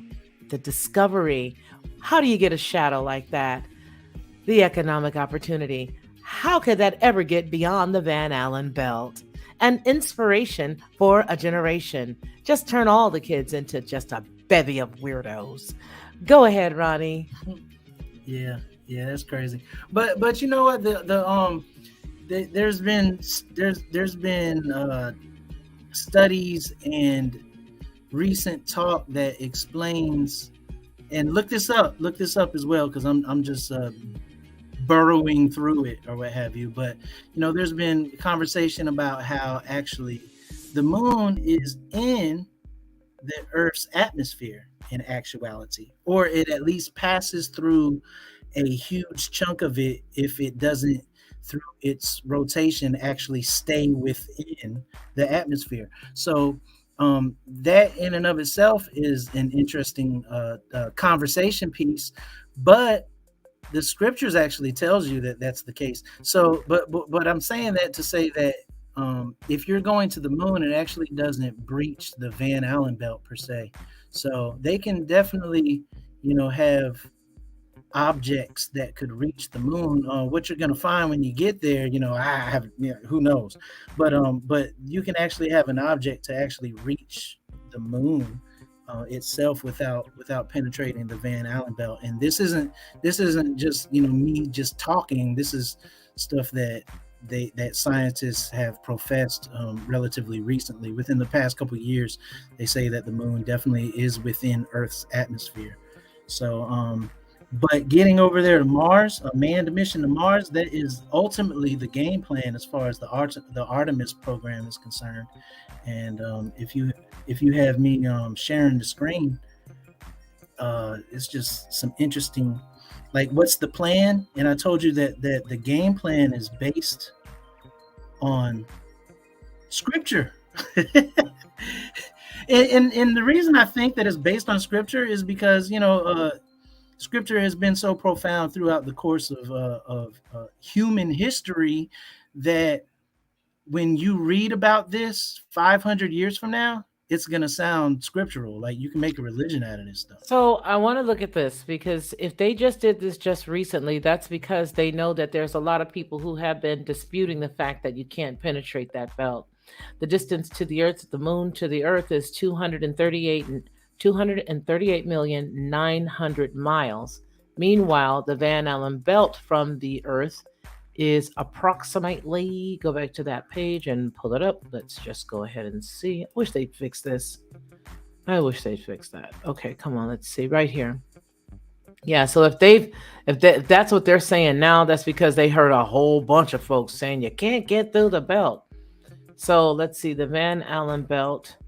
The inner Van Allen belt extends typically from an altitude of 0.2 to 2 Earth radii, 1,000 kilometers or 620 miles, to 12,000 kilometers above the Earth. So that just dispelled their theory. You got to get through this before you get to there. So they're just full of it. They're full of it. It's just what we've always said. They're a bunch of liars. Okay. Sorry about that. Well, what's super amazing is, I want to say that this go round is like $93 billion or what have you, but ultimately, and don't quote me, go back and look at the numbers. I want to say it's like $300 billion that they're putting into this program. So that is putting it into their pocket, meanwhile telling us this is what they're going to do. You guys, I'm sorry, I'm very cynical because I've just about had it. So I'm just going, but that's what I think. I think that every time they come to us now and they say, oh, we're going to spend, a quadrillion, bazillion tax dollars so that your grandchildren's children's children, great-grandchildren's puppy dogs and children cannot afford to live. Because that's all they're doing. They're taking all of these things in the name of X, Y, or Z.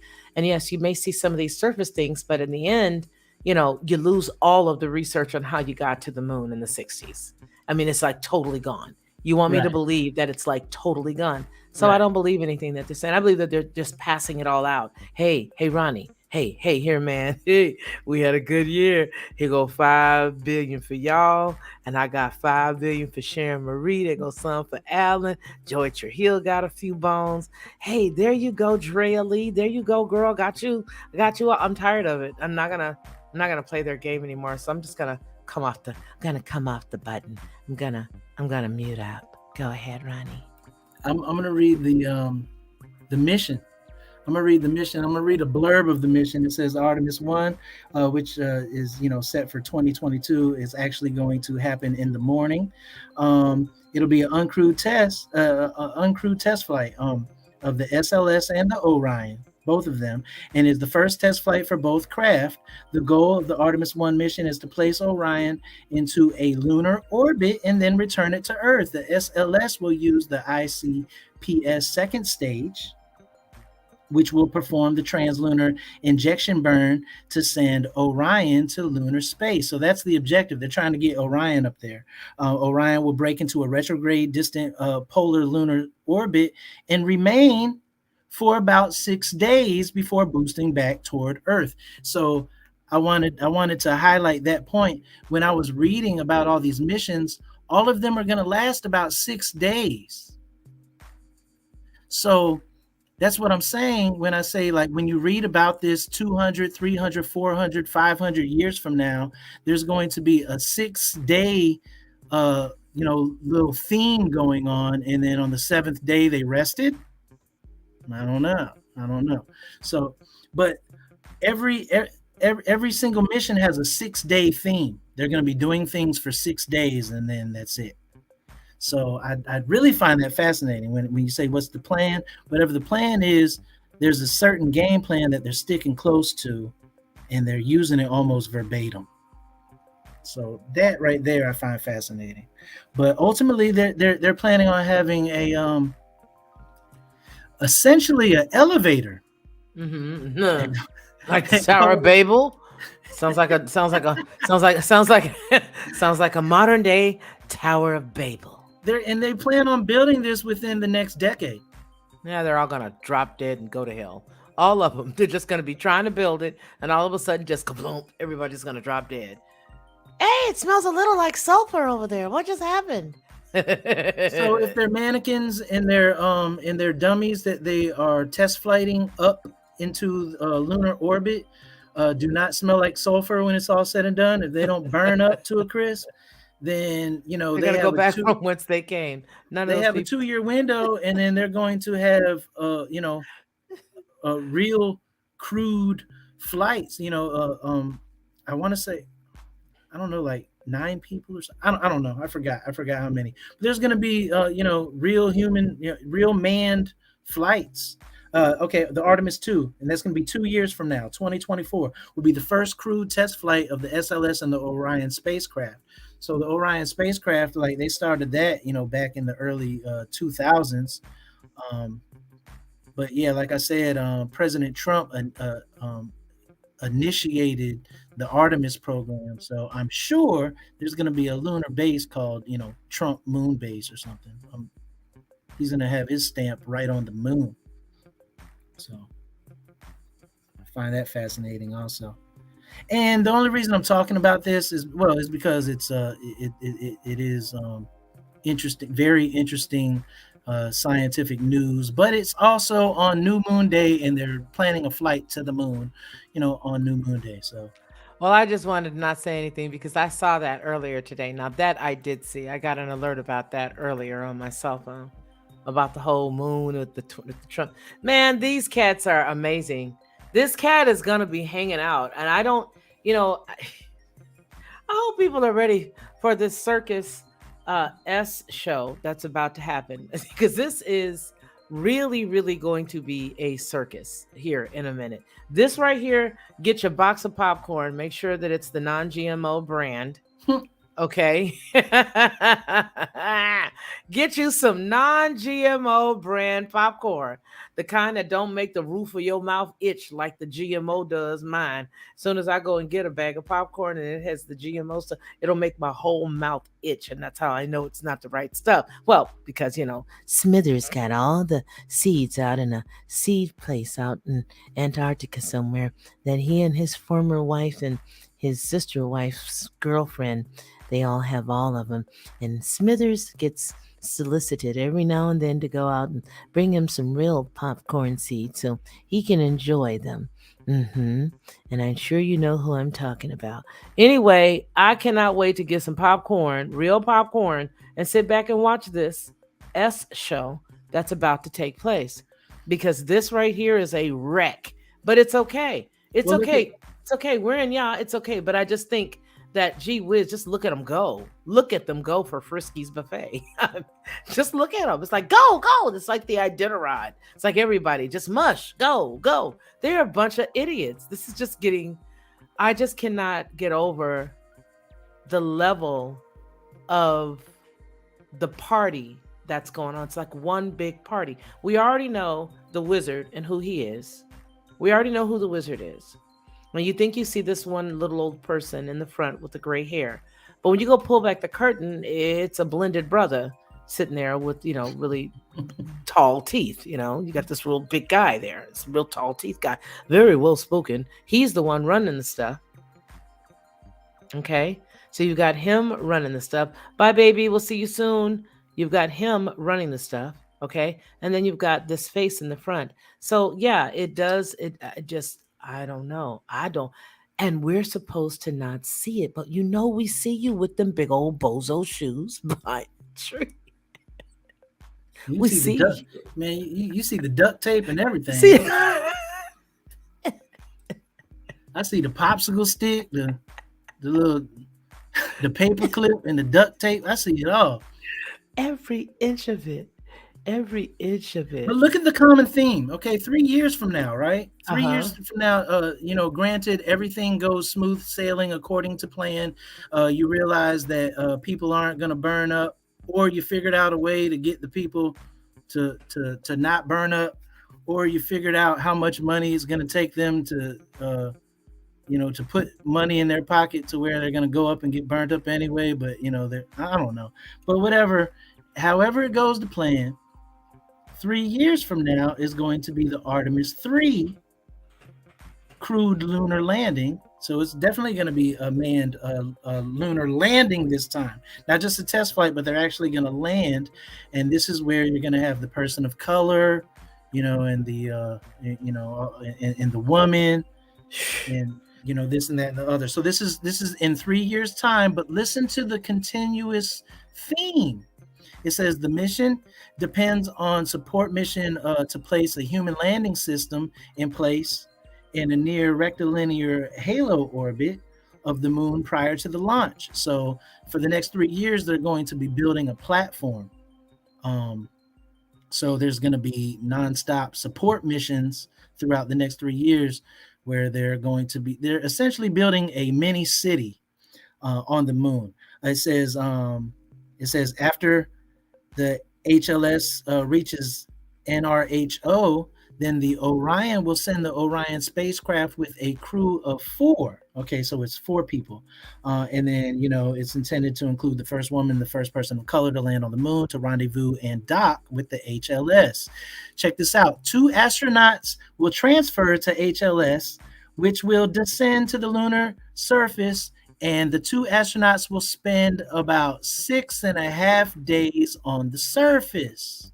So once again, there is a theme about 6 days where they're going to be working. And I just find that fascinating over and over again when I'm looking at all of these missions. There's 6-day intervals. And I'm like, are y'all really setting up like the rhetoric to sound religious when you read it, 200 years from now? And they did this for 6 days.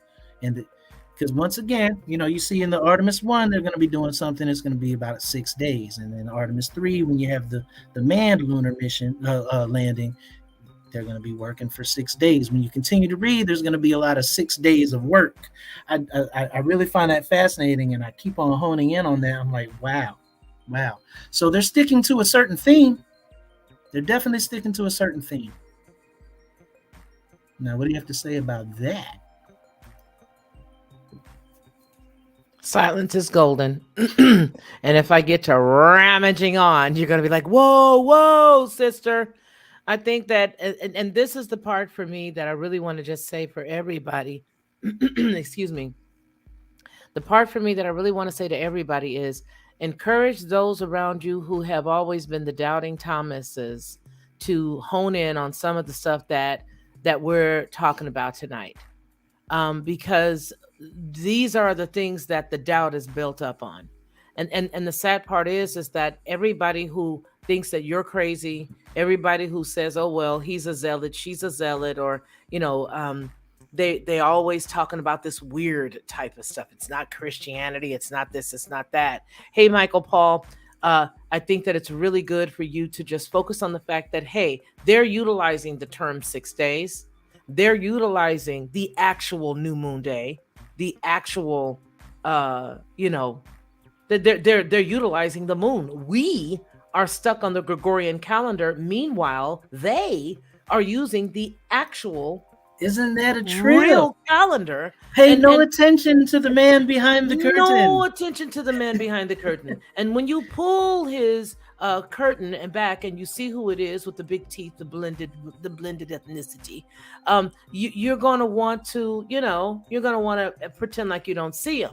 But the deal is that this is what you've been telling your family and friends about. This is what you guys, when you've come over here and you've talked to us, and we've all shared all these different things that we have inside of our playlists and all that stuff. You see what we're talking about as we're relating things to the moon, as we're relating things to Yah. Every single point that we've brought up and everything you've tried to share with people that they've shot down with you is now being proven to be true because they're doing every single thing they do in accordance to the Bible, to the real true word. And this is what is so mind-boggling. So you think that it is, what day is it? The 28th of August or whatever? Correct. So we think that it's August 28th, 2022, but that is made up. That doesn't even exist At all. It's only August because of Augustus, which is a Roman emperor. Hello. And it's the 28th day, but in actuality, it is the first day of the 6th moon, according to the biblical timeline. So, and like you just said, that is the true time or clock that they operate on, but they want us to have this silly notion of Augustus 28th. Well, you got all of those guys that wanted to have a month. So you've got Julio, you've got this, the Caesar cat. You've got all these different dates, all these different people wanting to have you pay attention to them. So they want, of course, to give me a whole month, and then I'll take a couple of days off of this month. For Brewer, give me just snatch a couple of days off of for Brewer and give him over here, pass him over here. I'll take him. Hey, add an extra day over there to Janice. Somebody might want to do something with that in the future. You never know. Yeah, leave it there. Okay, you got 31 over there. All right, great. Now snatch some more off of for Brewer. Okay, we got 28. There's never 31 days. We've been talking about that for the past 3 years, almost 4 now. There are no 31 days. We do utilize the moon. And when somebody tells you you're crazy for it, then I want you to go back and pivot and ask why then, if that's the case, are they doing this? Why are they using Artemis? Why are they using Artemis? Why is Artemis being Artemis? Why are they using, first of all, the name Artemis? And then on top of using the name Artemis, why are they adhering to the new moon days and to the first days of the 6th biblical month and all of this other stuff? Why are they doing this? If there is no validity and no truths in it, okay, and even what's on the screen right there is really rubbing something in your nose. I'm not even going to get into it, but if you cannot see what they are rubbing in your nose because they do know the truth, I don't know what to tell you. I hope you see it. I hope you see it, Ronnie. Do you see what I see? On the screen. I'm not on that side. I'm sorry. Look on the screen right now, what I have on our inside screen and behind the scenes with us, which they can see as well. Do you see what that is on the screen? Oh, you talking about the Artemis logo? Yeah, but look at the arch. Look at it. Do you see what I see? I don't know. There's a couple of things, but you can see an eye of Ra a little bit. Okay, you can see an eye, but there's one thing as it relates to the earth, because we're talking about the moon, we're talking about all the stuff, and they throw a lot of things that they do not. They have to have a vector up here, so the A is the vector. Of course, you got that.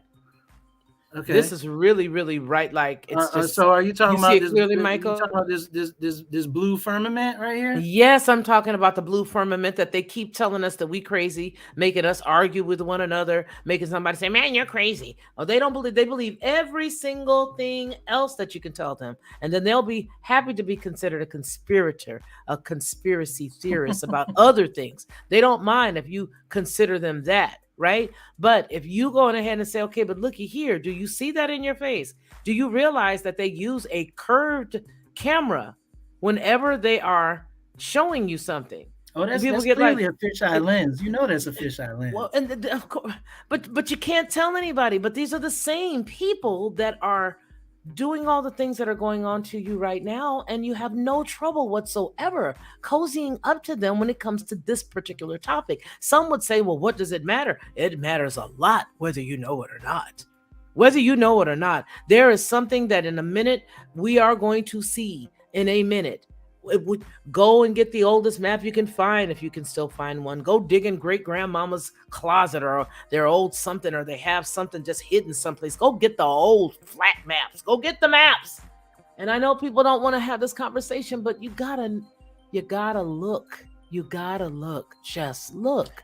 Well, I mean, it just Artemis. I mean, because Apollo is the sun god, and that was the first mission. Was the Apollo missions, and so that's the sun god. Now you have the moon goddess. Like this is a theme, and this is a specifically glued to, like, this isn't just sporadic happenstance. Like they have pieced this thing together on purpose to paint a certain picture and tell a certain narrative in a, if you ask me, religious type of dialogue. Well, yeah. I just did a story that Sandy Aaron sent the other day on headlines. And then while it was up on BitChute, somebody gave another story to me. And I'm going to be reading that one, possibly recording it tonight to be uploaded tomorrow, since we're moving and going to be unpacking and unplugging all of this stuff here over the next couple of days. So you guys won't see me for a little bit. But there's like the piggyback story to that story dealing with the Vatican and the money for the end of September. It's breaking the whole entire thing down. Okay? All right? Yeah, I saw that too, Michael Paul. I saw that too. Really, you're right on point. But I'm just saying, we want to pick and choose the things that we believe. And I choose not to believe anything they tell me. When I find you in a lie the first time, and then I can find you in a lie the second time, and then I can find you in a lie ad nauseum, I choose not to believe anything else you say without double checking my double checking. Does that make sense? Absolutely. Everything's propagated. Everything is propagated. So, I mean, this is all propaganda to some type of level. And if you ask me, they're setting up for the future generations. This isn't for us. This has nothing to do with us. I just said this last night. None of these things have anything to do with us. All of this stuff has everything to do with the children. Drea Lee says, let me look up. She says, let me look up the name Artemis. That's the Roman mythical name, right? She continues with Roman, my bad Greek, Roman. She says. Yeah. This is my bad Greek. Greek. Okay, so have you done the etymology on the name yet? Who, me? Mm-hmm. No, just Artemis in general, the goddess, and yeah, that's the Greek. That's why I said Greco-Roman. I mean, it's basically all one and the same. The Roman, what's her name? Hecate or something. Do you see all these girls? One little girl, another little girl, another little girl, another little girl, another little girl. Inspiration for a new generation. These are all girls. That's a part. So those are pigtails. This is an adult. That's an adult male. That's an adult male. That's a girl. This is a bunch of trash. And then you have the goddess of the moon, and then they're gonna put the first woman on the moon. As she should be, causing so much confusion. Artemis Base Camp, human landing system. All that we build, all that we study, all that we do prepares us to go. There goes that goal. They got all that goal. Mission patches, Artemis 1, Artemis 2 to be designed by the crew, and Artemis 3 and beyond to be designed by the crew. We go. We are going. Alan Davis said all the same gods with different names, I think. Yeah, you're spot on. That's right. They're all the same gods, just different cultures, using their own language to speak on the same entities or what have you. You should have seen Alan Davis in real life yesterday. It was yesterday or day before yesterday.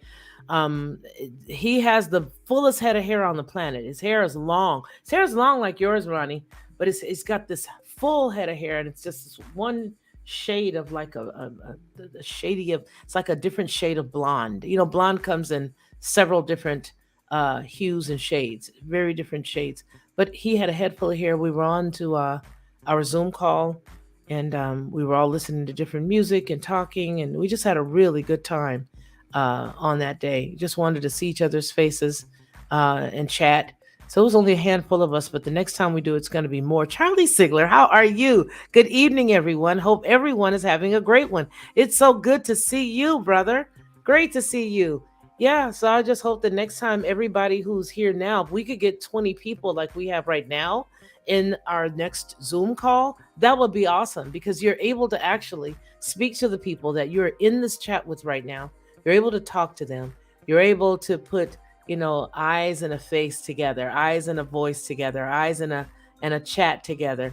Instead of this whole eyes without a face. It's not going to be any more of that. Well, it is gray because so is mine, but mine has color, but yours is beautiful. And even your original hair was like that brownish color, but it was almost like it's in the gray family. I'm not sure if Rusty's still here to sort of piggyback on what I'm saying, but yeah, yeah.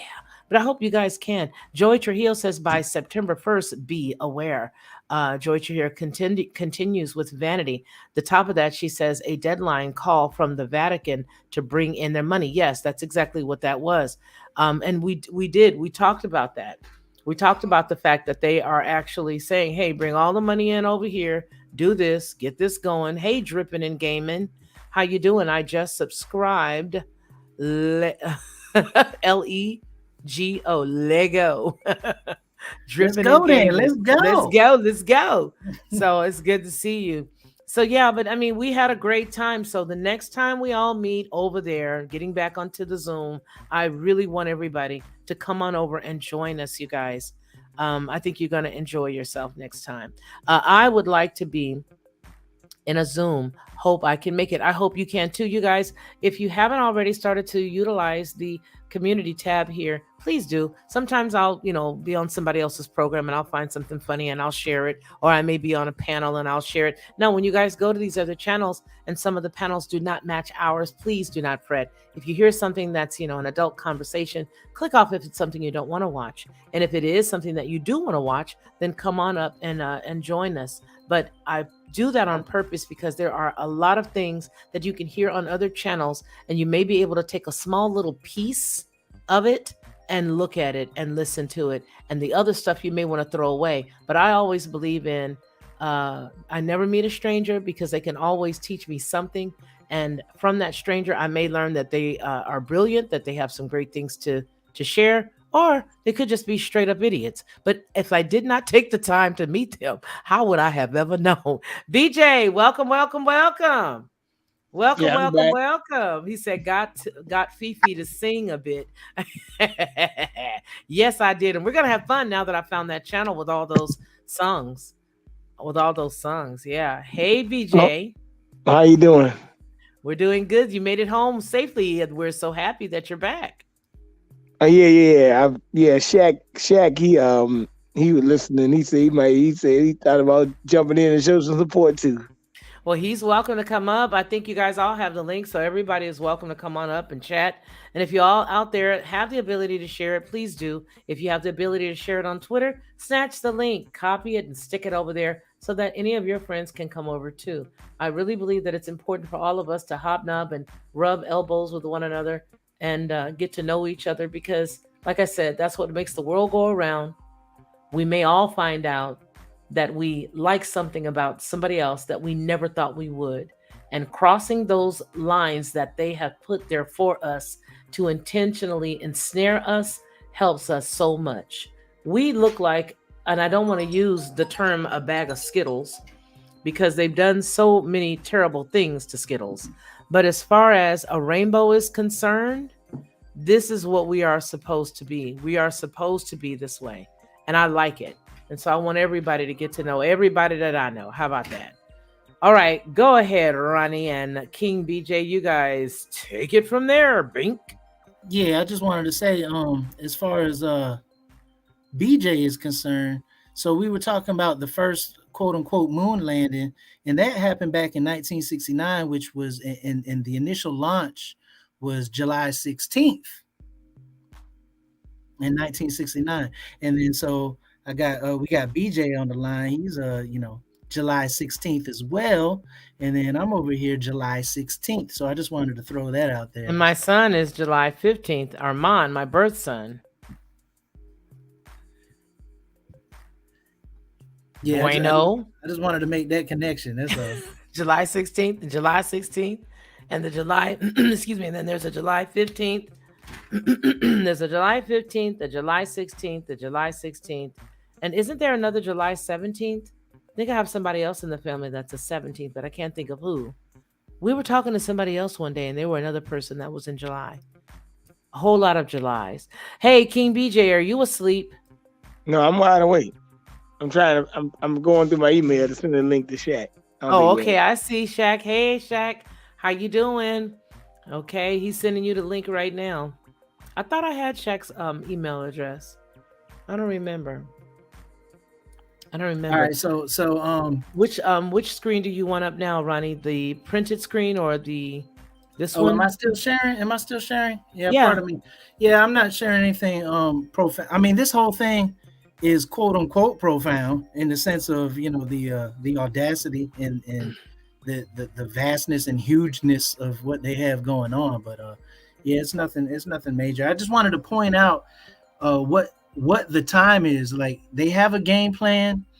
They are initiating it literally, like they're already at the platform about to launch right now, and it is definitely being glued together by a common thread called, I'm not exaggerating or reaching, the ancient scriptures. They are the game that they're playing is based on a scriptural timeline, and they know it, but we don't. That's the point that's one of the points that I'm trying to make, is that they know what time it is, and they try to tell you another time to get you off balance and to get you off kilter. And we have to know what time it is, especially, check this out, when your enemy knows what time it is. And then when you find out what time it is, that's what I'm saying. But and then when you find out what time it is, though, they mock you, and they make you feel fool, or they try to make you feel foolish, or, you know, lesser than or whatever, because you're not going with the grain, if you will. And I'm telling you, they know the truth. They really know what's going on. Have you read the book of Haggai lately? That's all I'm saying. You know what? I haven't looked at Haggai in a minute. Have you read the book of Haggai lately? That's all I'm saying. Not in a minute. I think I should pull it up this week. Well, I can't do it this week. So no, let me make a connection real quick. So it is the first day of the 6th month. Regardless of what their calendar says, August 28th, today is, like, you can see it, like, today is New Moon Day. Today is the first day of the 6th biblical month. Haggai chapter 1 talks about today. Haggai chapter 1 talks about today, and there's a word that comes on the first day of the 6th month. There's a word that comes to the prophet Haggai on the first day of the 6th month. And here we are on the first day of the 6th month. And check this out. Essentially, Artemis 1, what they're doing is they are launching to go to the moon to ultimately build a city on the moon. And they're starting it today on the first day of the month. And the word comes to Haggai to build a temple on the first day of the 6th month.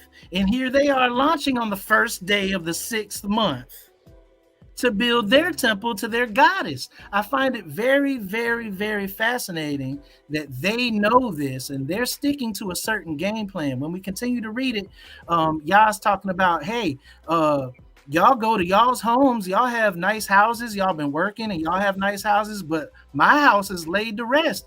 And he sends a word to Zerubbabel.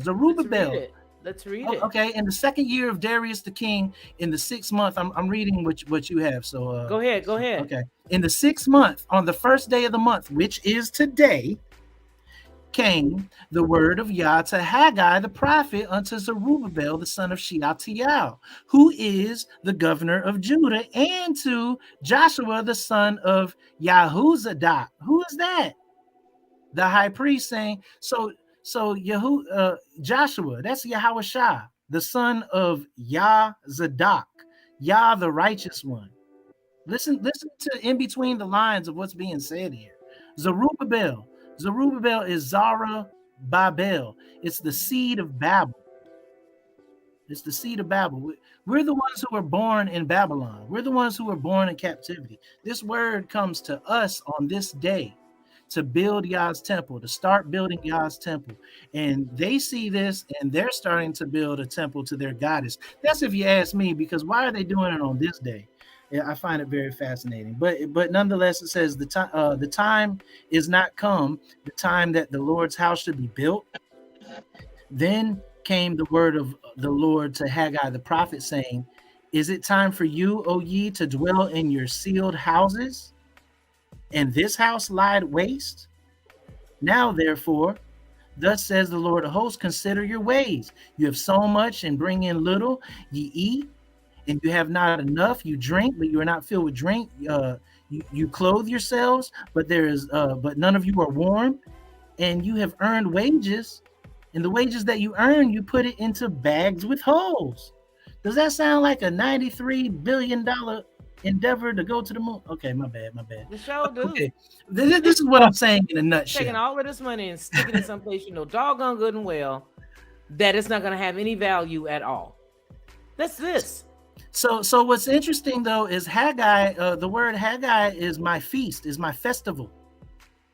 It comes from the Hebrew word kag or chag, or you know that sound where it sounds like you're spitting when you speak, like chag. Haggai. So it's so this is a festival event that they are and they're launching Artemis today to build a city on the moon. And Haggai talks about today where the word comes to build a city to your Elohim, and here they are building a city to their Elohim. If you ask me, that's definitely what's going on. They are they know the playbook and they're executing it. Yeah, to the that's T. exactly what they're doing. So read up that. I just wanted to make that connection, but read up on Haggai. There's much to grasp there in and of itself, but that connection alone is fascinating. It is fascinating.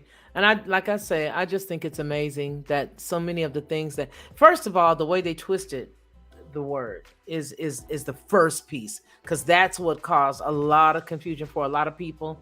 A lot of folk don't want nothing to do with it because of the confusion and the way that they created stuff to be, and all of that stuff.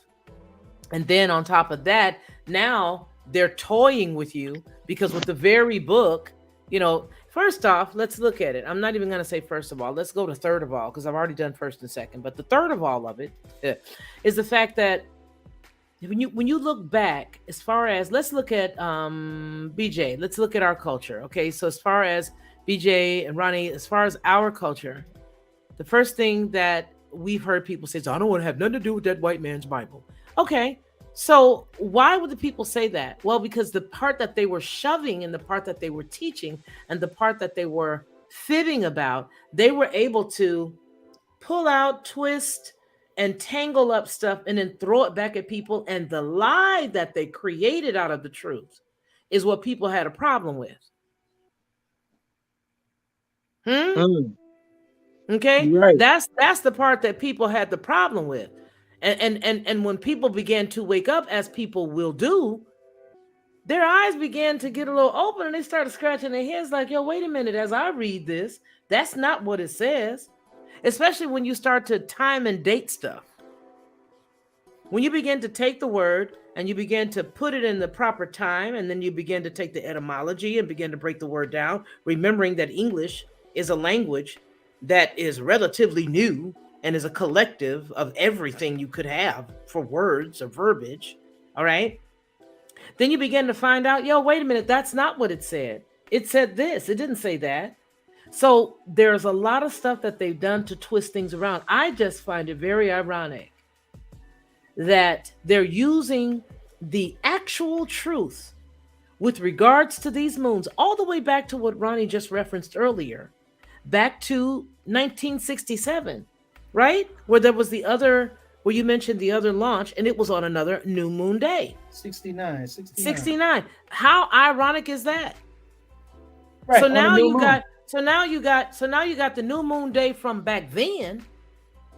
And now you're doing it again on another new moon day? That's because y'all know what time it is. Right, We're the only exactly. ones that have the problem with the dates. You cannot snatch, when you try to talk to a Christian about their calendar, they're going to hold on to that little ratty calendar, that little Gregorian calendar, and you'll have to peel it and pry it out of their hands because they just cannot let it go. That is how we hold on to lies. When the truth has been revealed to you, and it doesn't have to, listen, the truth that's been revealed to you comes from Yah, it comes from the Father. It's not coming from a person. He's using the person to bring it to you, but it's up to you to go research and do your own due diligence. Do not believe anything you hear here. Do not believe it. I need you to doubt me. I say that all the time. I need you to doubt Ronnie. I need you to doubt anybody because you need to study to show yourself approved. Okay? You need to go study to show yourself what you're getting out of truth. You got to rightly divide the word of truth. Even that in and of itself blows people's mind when you say to rightly divide the word of truth means to take what you think is true and then study that thing out. Now, I always use the food that I don't eat as an analogy, and that is when you clean in chitlins. For others, it may be considered menudo. You take that membrane and you clean it and clean it and clean it. You look at it, throw the trash away, then you pick it up, that nasty membrane, and you clean it again, clean it again, clean it again. You take your time and you clean out that gut lining so that you can finally get down to eat what's left of that disgusting delicacy. But you do it.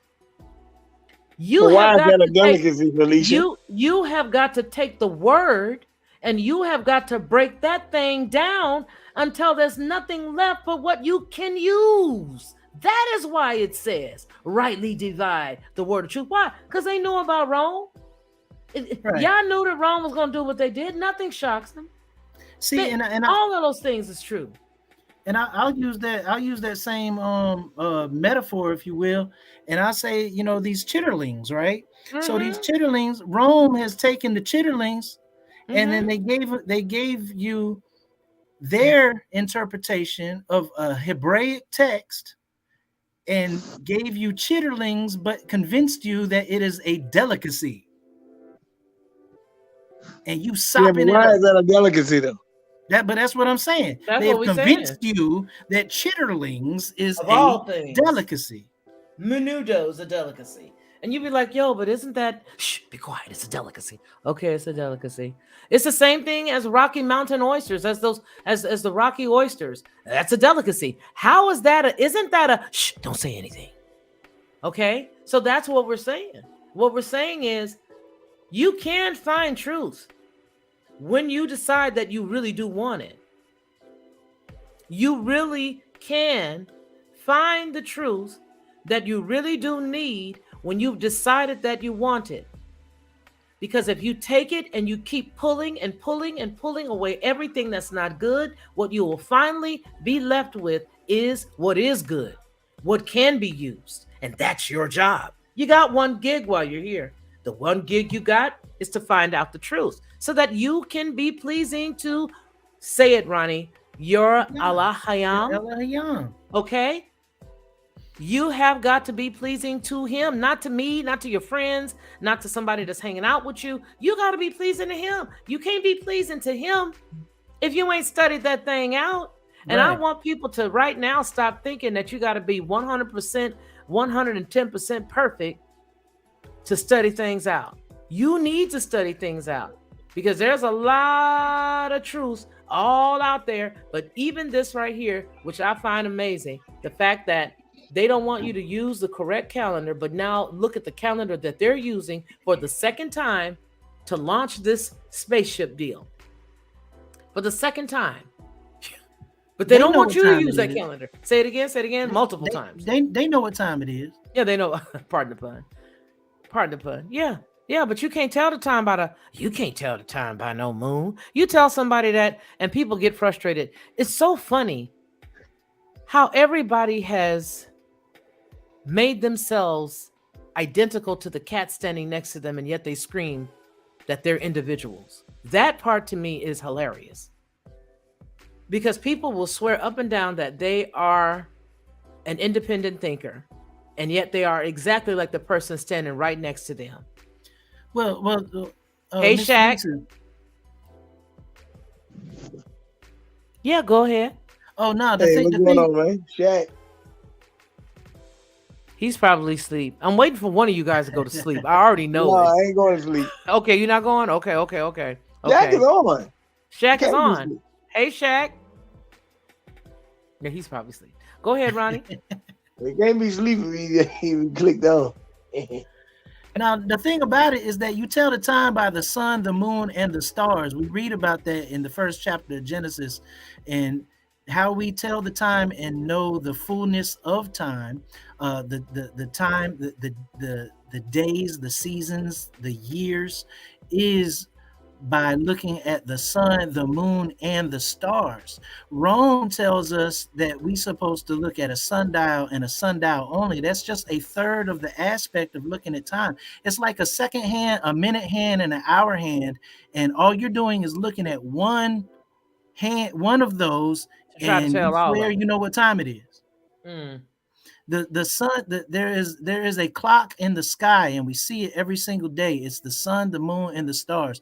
The reason why Rome solely, no pun intended, looks at the sun is because Rome worships the sun god.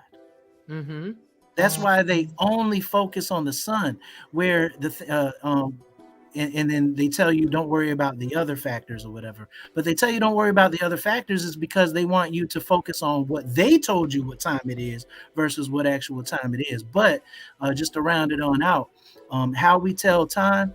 Do you know what time it is? I remember growing up, the brothers, that were conscious used to always tell, you know what time it is?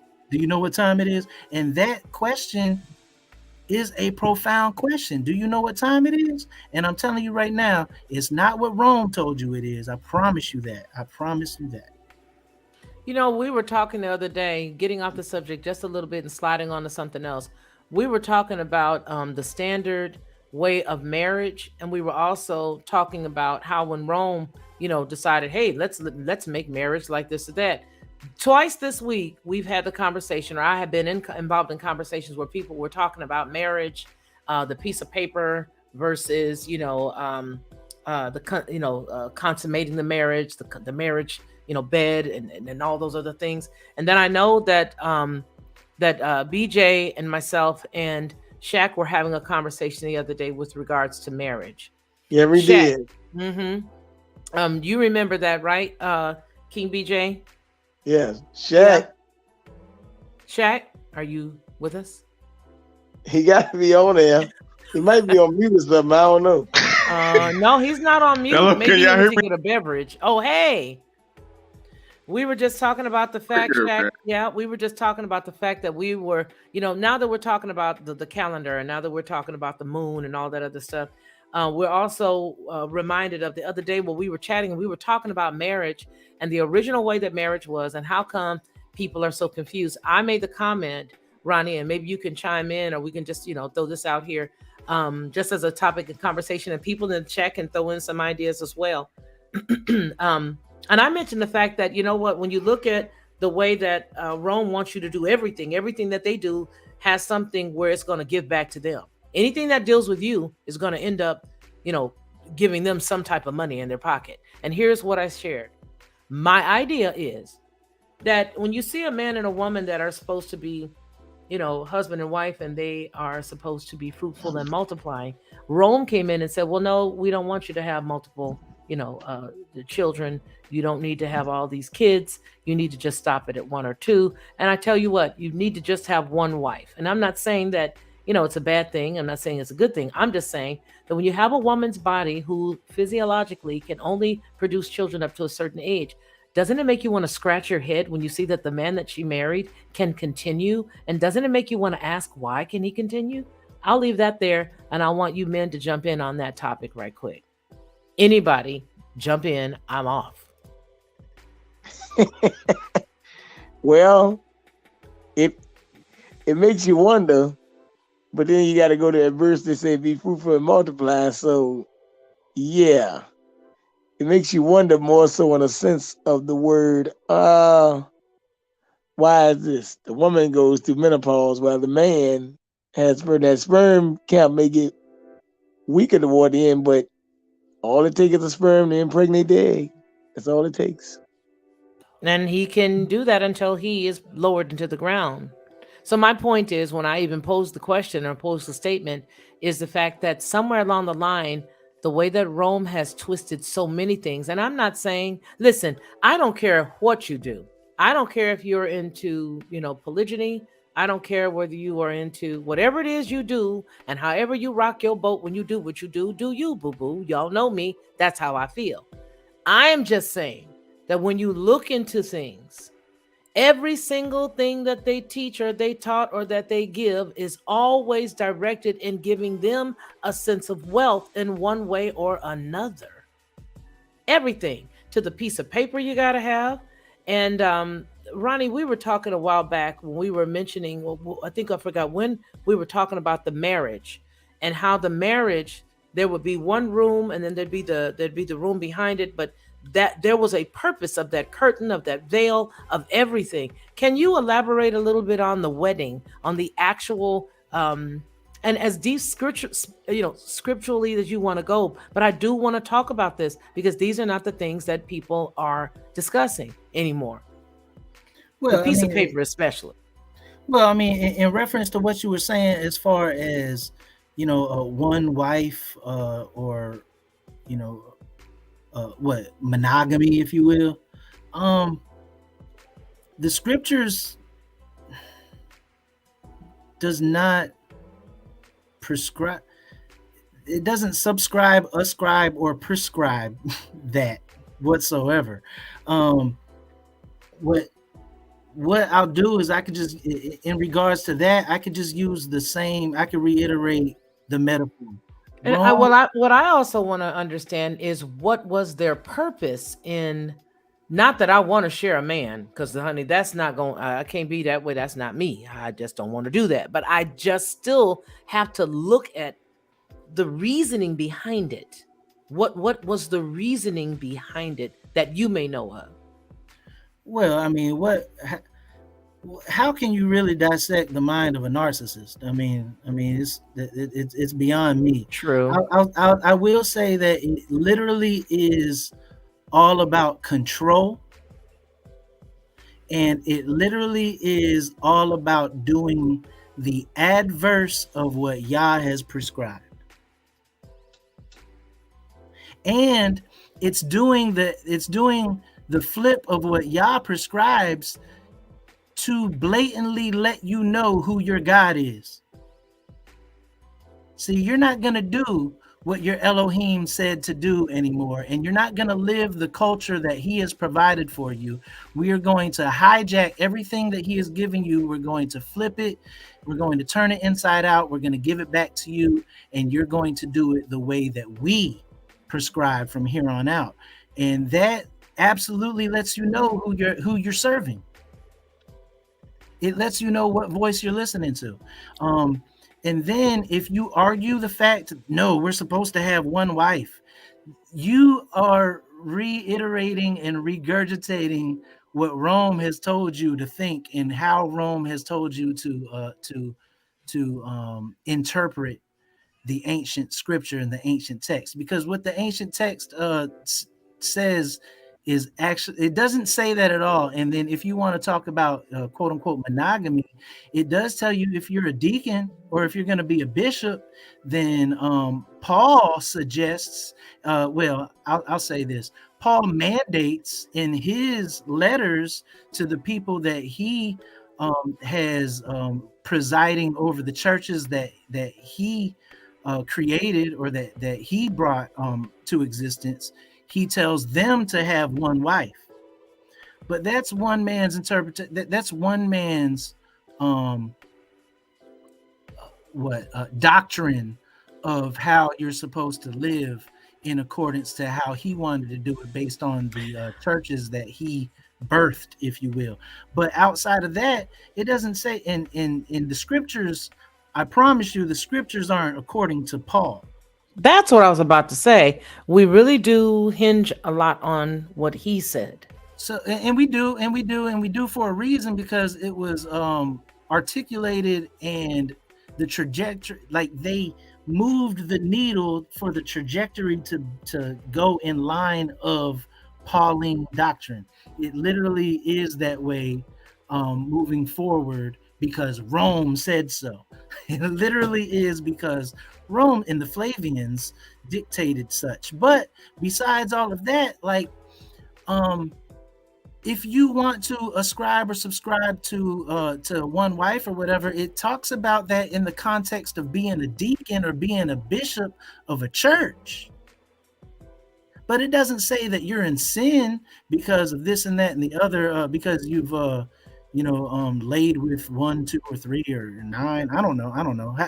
Multiple women. What it tells you is, it talks about lewdness. It talks about adultery. It talks about sexual immorality. But you have to really dissect what those words mean, and you can't stop at the English terminology and definitions of what these words mean. That's right. And then when I think of it, I'm looking at it and I'm saying, okay, he tells you to go be fruitful and multiply. And then at the same time, my body stops being fruitful and multiplying at a certain age. The husband's body can keep going and multiplying at a certain age. And then you've got these people saying, well, you don't need that many kids. It all sounds like the bad dudes to me. I'm going to read a couple of comments here. Well, dripping and gaming, and hold on just a second, Ron. Dripping and gaming says they have indoctrinated, quote unquote, when in Rome do as Romans do. Michael Paul says, I've wondered this a long, long time. David had many, meaning many wives. Joy Trujillo says, making excuses for men to go rogue. LOL. Father Creator made one woman, not a harem, she says. And Michael Paul says, remember though, Paul spoke with the Holy Spirit within himself. And Joy Trujillo says, drawn about by lust of the flesh. We have to remember that these scriptures are Hebrew scriptures. This is a culture that is non-European. Europeans should have one wife, and apparently they've always been monogamous, as far as we can tell, through the history of their culture, because that is their culture. The Hebrew culture has had many, many, many wives, as long as you're not having relations with your neighbor's or your brother's wife. And there's rules to this. You can't just go out here and just do, whatever, however, with however many, in any certain fashion. There is a prescribed manner on how to go about it, and it's all throughout the 5 books of the first 5 books of what we call the scriptures, the Pentateuch, if you will, the books of Moses, the law, the first 5 books, the actual what they call the Hebrew Bible. It tells you exactly how to go about doing it, and I'm going to say it again. That is a completely different culture than the European culture. We are living in a European power structure where that word is golden, and they have made that the standard. Regardless of that, Yah's word is sovereign and supersedes every single thing that man can ever say or do or judge or pass judgment upon. And his culture is vastly different from the modern European mindset. Yeah. What do you think? What do you think about what we're saying here, Shaq? You have anything you want to add? And you can switch up. You guys can switch the topic up if you want. This is not something where you have to stay. You see, we've changed and talked about a couple of different things. Anything you want to add, either of you, either Shaq or King BJ, you guys go right ahead and jump on in. What you got, Shaq? Oh man. Man, I'm watching the night news and What's on the news? well, they had this incident that's supposed to happen at Duke University. I don't know if you heard. It was I guess she was a black African American. She's the only starter, Duke volleyball starter, and I guess the fans and stuff in the stands, every time she got to serve, they was calling her the N-word. And I think her family is out of Dallas, Fort Worth, Texas. But I think she's up there. What is They the must team have. from Duke? She plays for Duke. volleyball? I think she was played. Yeah, it was volleyball. I think she definitely plays for Duke. She's a starter, but she's the only black or African American girl that starts on Duke that plays on the team. Mm-hmm. And every time she served, they was calling her the N-word.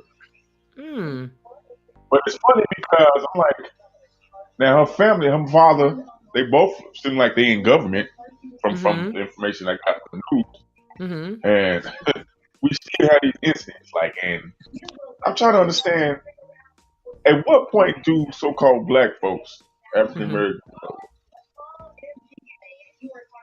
is there such thing as a obviously ain't a hate crime against so-called black folks? Is there anything derogatory that other race of people can use and do against so-called black folks that can be reprimanded? It seems like it ain't. It seems like anybody can come and say and do anything towards so-called American. Huh? No. That's why they had the AI rapper the other day. The AI rapper, one of them was the black one, the FF Becca, but they had a white one they brought out that was using the N-word too. Well, I think that a lot of that stuff is created. I think a lot of the stuff is created for negative dialogue. And here's what I mean by that. When you start seeing a lot of these things start coming up, you had the chick that went over there, Grinder. And I'm actually glad that we're all on the topic together, because to me, these are some of the things that are bringing up division in humans, period. And it's a distraction. Because when you look at the whole Brittany Griner situation to now, every month we've had something dividing that's been, oh, poor black girl, poor black man, oh, poor black girl, mostly poor black girl, as well as black assailants. I'm not sure if you guys have noticed that. There have been a lot of black assailants that they've been sort of keeping on the hush, especially females that are going out here committing crimes or whatever. But a lot of this stuff is caused to divide.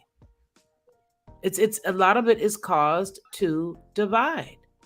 Period. But we've got to have the dialogue. I do. Here, I've got the story right here that you were referring to, Shaq. It's right here. I'm going to pull it up right now. But whenever I see stuff like this, and it's always on the heels of another story that was similar to it, it says the BYU athletics department bans non-students for using racial slurs at a volleyball game versus Duke. Is this the story you're referring to? Yes. Okay.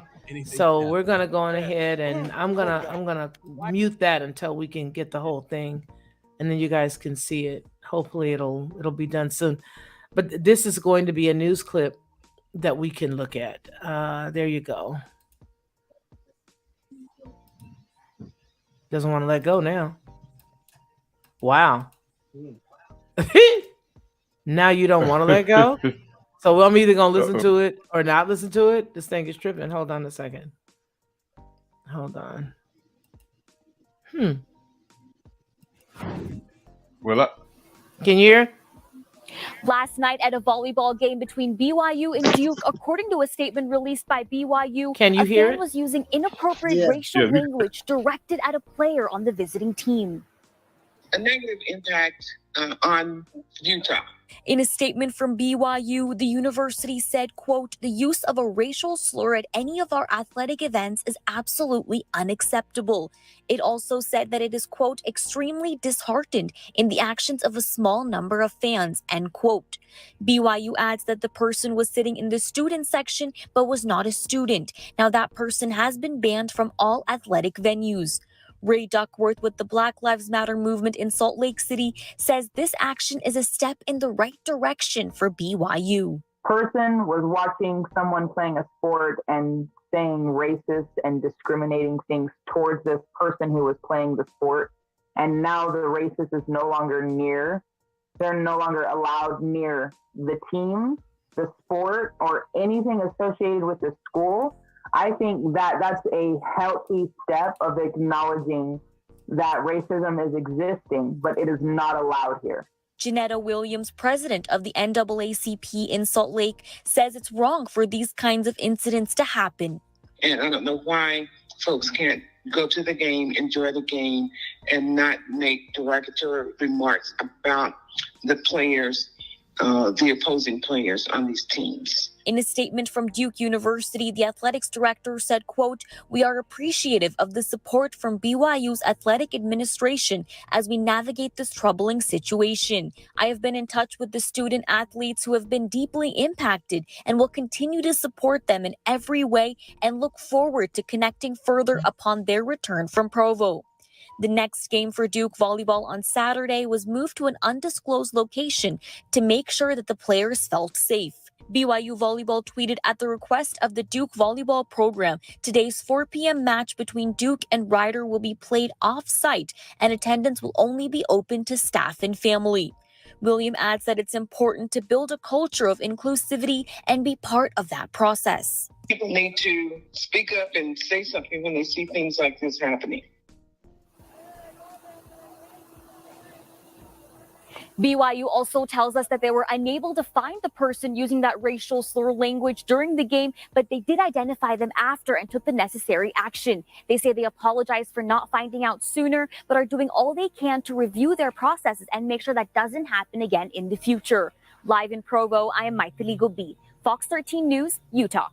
So now let's just talk about this because, first of all, let's just be honest. You have a single lone person sitting there as if they have Tourette's, making these crazy statements while everybody else is watching the game. Really? For real? That's the type of stuff that I'm saying is unreal. That's why I don't ever go to the side that says, well, gee whiz, this was racist. No, I sort of look at it as it's in Utah. First off, you got one young. Okay. You've got one lone person in a sea with all these people who are going to obviously stop the presses and turn around and look. It's just one person. Am I making sense?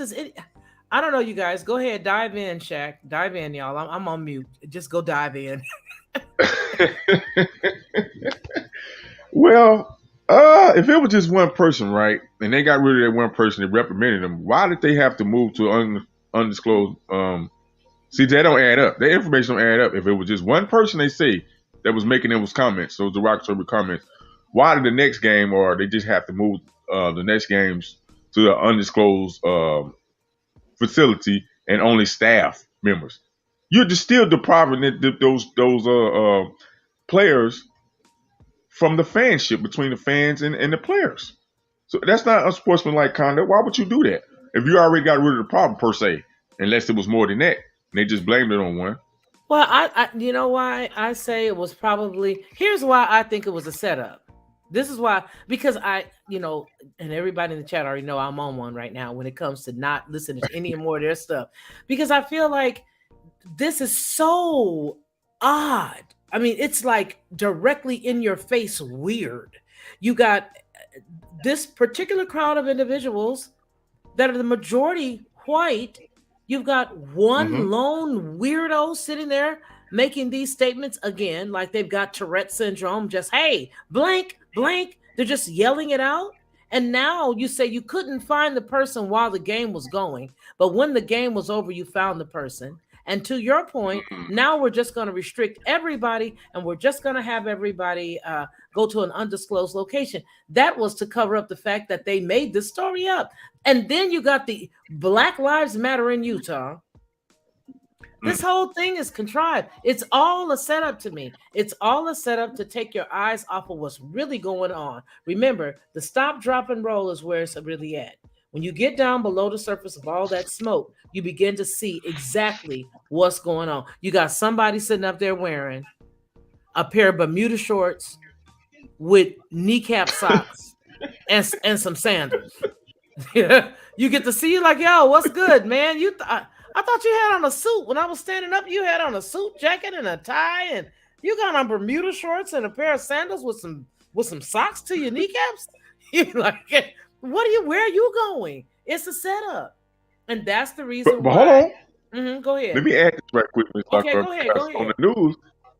See, they went a little bit in depth on the story that you pulled, but the one on the news, they gave you a small little bit of it. But they did have the mother and father on there, right? Now, I told you, the father, if I'm not mistaken, is an ATS deputy agent or some junk. And the mother is something else she's a governor. She's something in government or somewhere else or something. I'm like, hold on. Huh? Okay. See, there's some of this stuff, I don't know, man. Well, I mean, they just brush it off. I don't know. Okay, here goes a father right here. So the Duke volleyball player and dad say BYU didn't act fast enough during the racist incident. Okay. I'm sure that none of these people, listen, volleyball, because I go to all of my kids' games. And when we drive into a town that is, how do I say this? When we go to a town that's sort of like way, way out where you can start hearing the banjos play Deliverance, we already know what community we in. We go in, we do what we got to do. Our boys get out, they play their game. We're cordial to the people. What is it over there playing Deliverance? They cordial to us. We cordial to them. All of the games are over around 3:00. Most of the games, for the most part, you still got some sunlight to get on up out of town, or and we roll out. But they're cordial. That is what I'm saying. These people are cordial. You're not going to make that kind of money in Utah and set up some idiot sitting up there making that kind of noise, and everybody is sitting there looking at you, cut a fool. Come on now. They would clear the space. When somebody does not want to hear nobody saying those kind of words, they're going to get up and scooch out the way. Or somebody's going to get up and pretend like they're going to the concession stand and tell the police officer, look here, man, there's this cat over here, and I'm sitting over here trying to enjoy myself in X, Y, or Z. I just don't believe it. I'm not saying it's not happening. What do you think? What do you think, King BJ? What do you think, Ronnie? I don't know. For me, I don't know. It's Brigham Young. That's common rhetoric. We're talking about Brigham Young. That's not something that they've never heard before or haven't been a part of saying out of their own mouth. Okay. It's Brigham Young. That's normal rhetoric. Oh wow. Where's located? What state is this out of? Utah.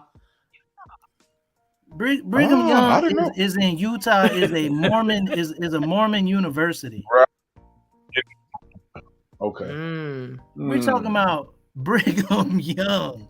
That for them not to say it is news. Really? This is not news. Okay, see, I didn't think that there were really idiots that are still roaming around like that. I mean, because I just can't imagine I've not been around anybody that likes teeth that much where they would say that around me. You know what I mean? I've never seen anybody who would consume a bowl of teeth and that would like to eat teeth so much that they would say that around me. Okay. So I was just imagining that wouldn't happen. I'm going to say this again on purpose. Brigham Young. This is Brigham Young University. Okay. All right. Okay, let's read something. Bernard. So Betty says, hey everyone. Okay, I will not just accept anyone out of order. Man with man, woman with woman, no way. Fang Meister says, troll at the volleyball games too. Continues with, who do we know? It's not a black person calling another black person that term. Set up, LOL, says Joy Trujillo. Fang says, who equals how? Michael Paul says, I think Roy Potter is shaking his head when BYU is involved. Joy Trujillo says, let the father be truth and every man a liar. And Fang Meister says, sorry, I didn't see the video. Oh, well, it's okay. What do you think, BJ? BJ sleep. Told y'all. I done told y'all. What? Don't be coming up here going to sleep no more, BJ. The underlying thought, like we're not at the, the University of Alabama, where you have Southern racism, and we understand that concept, or at Mississippi, or But they don't do that out or, here. or okay, West Virginia, like you said, past the line where you start to hear the banjos playing or what have you. Yeah, we know what we time get it that. is. We get Yeah, that. We're talking about the heart of Mormon country. And let's just be very, very plain. The doctrine, the underlying doctrine is that white people are gods to Mormons. White people are gods. Everybody else is beneath. We're talking about Mormons, and we're talking about the heart of. We're talking about the university that produces. Oh, man. Are you serious? Listen, you guys, my naivete is such that I don't know anything about those kind of people. Brigham Young. I don't know nothing about them. They always a story about him, and he right. There's always a story about Brigham Young with this particular situation. These are the epitome of white excellence. Like I'm so much above you that I don't even like. You're nothing to me. Get out of my you're not even in my realm. You don't exist to me. You're beneath me. You're past beneath me. Like I'm a Mormon.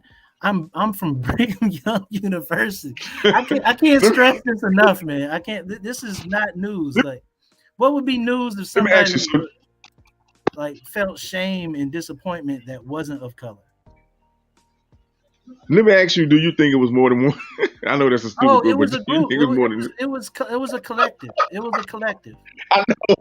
And I'm speculating, so I don't want to say that matter of factly. But look, the culture at Brigham Young University is like you can't walk in there. I don't recommend it, man. Are you serious? There are really people that are like that. No. They'll do the diplomatic save face thing, but they don't want you there. It's in your face. It's in your face. It's definitely in your face. As soon as you leave, they're bringing the Lysol, the bleach. They're bringing holy water. They're going to clean the place because you've tainted the place. You think I'm exaggerating? And we're talking. Okay. All right. See, I didn't know. Yeah, that's me. Are you awake? Yeah, I'm up. Oh, okay. Would you like to chime in? Yeah.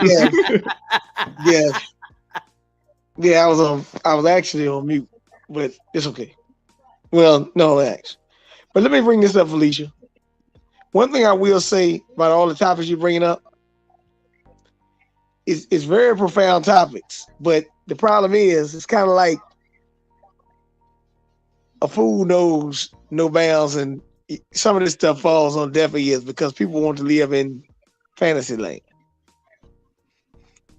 It's kind of like the amusement park. Everything's going round and round, So, but I like the topics you're bringing up, like marriage conversation and Hebrew stuff, because you ask a lot of people, they do not know this.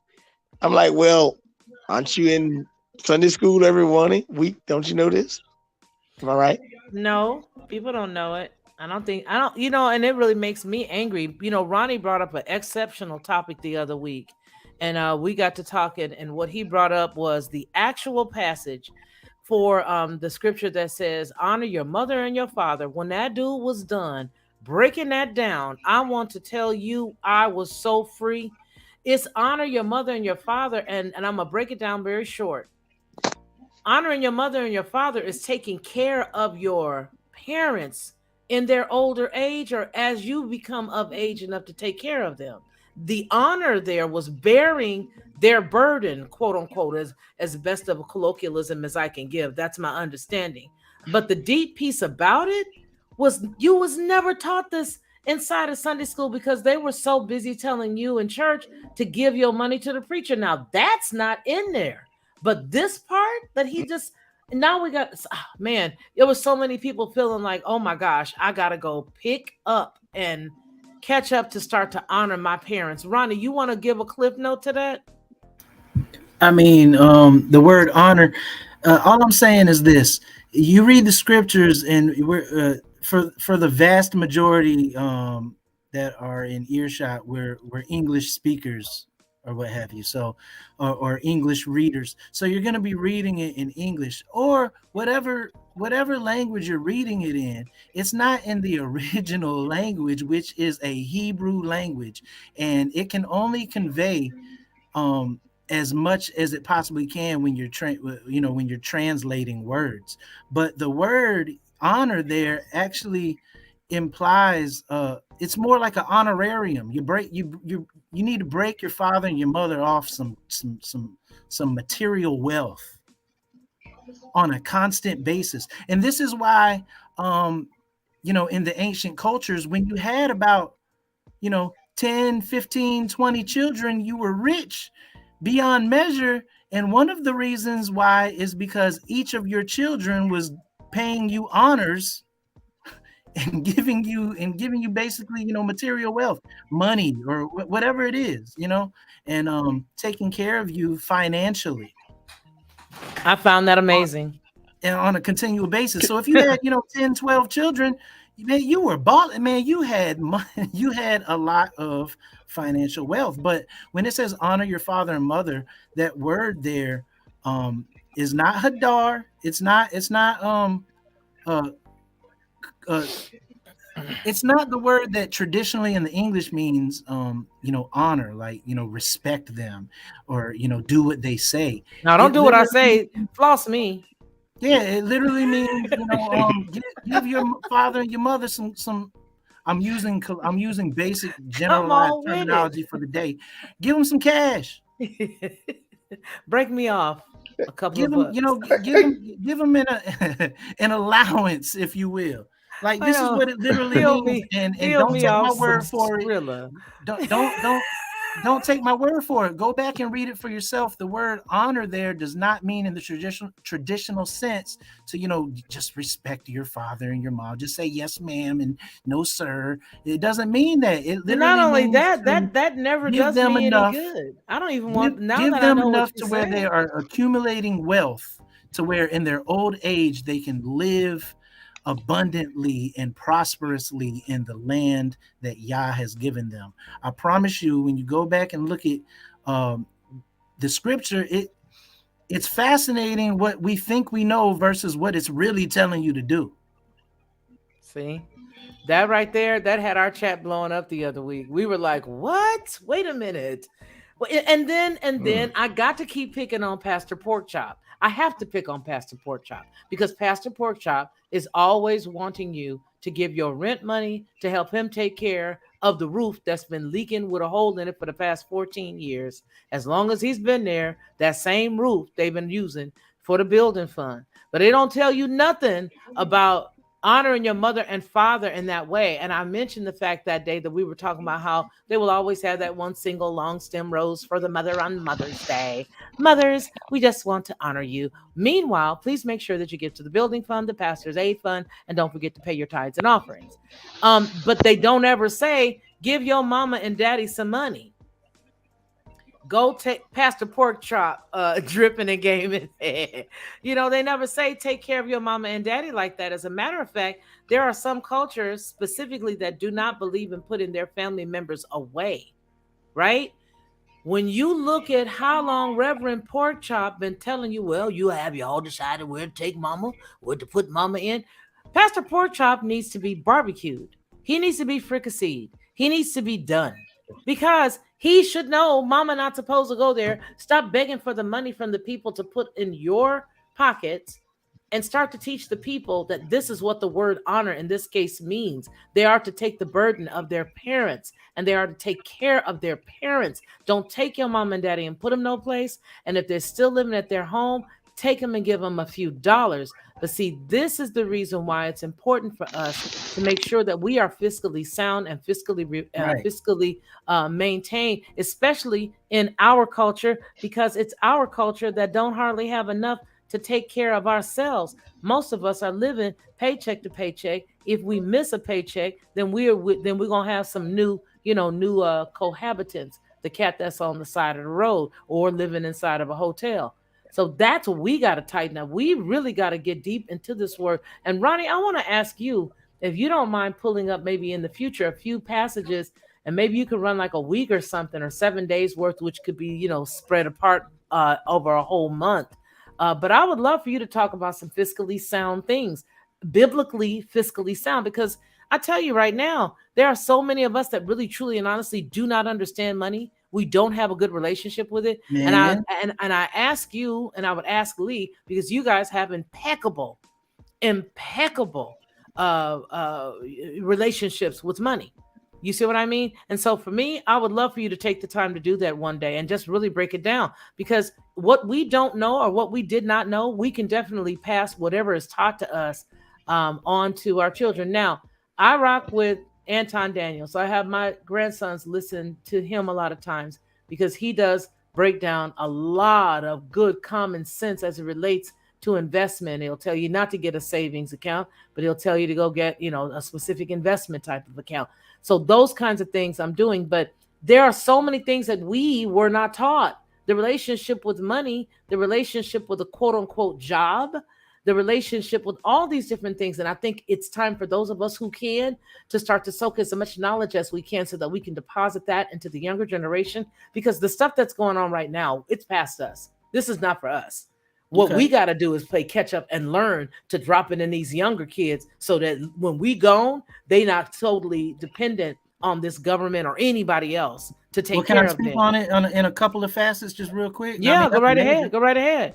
I mean, first of all, like if you do the commandment where it says honor your father and your mother, you're well on your way already. Because this is the thing, is it's not the scripture doesn't talk about it in the sense like, okay, give them a few dollars, and it's not monetary necessarily, but it's definitely material gain, material wealth, you know what I mean, like something that will hold them over financially. But let's just use money as an example. It's not breaking them off a couple of bucks here and there. It's giving them something substantial continuously or continually. That's what it's talking about. And this is the thing. If you do that to your father and your mother, you might feel like that's a drag, but you're really setting yourself up for success in the future, because if you're doing that to your father and your mother, you're leading by example, and you're teaching your children to do the same thing to you. Yeah, but my kids send me CashApp requests every day. I'm saying some of us are late in the game, and we're not going to benefit as well as we could have, because the scriptures tell us, the scriptures tell us that when we walk in the ways of Yah, that we're going to walk in blessing. But if we fell short, then we're not going to walk in the fullness of that blessing. And if we fell short for a long time, then, we might have just a residual, a little piece of a blessing left over, but at least, we have something. But when we put that foundational truth into play, we can begin to build generational wealth just by the mere fact of keeping it in the family and building. Because like I said, if I'm giving to my father and my mother, and I'm teaching my children to do the same, then in turn, they're going to do that to me.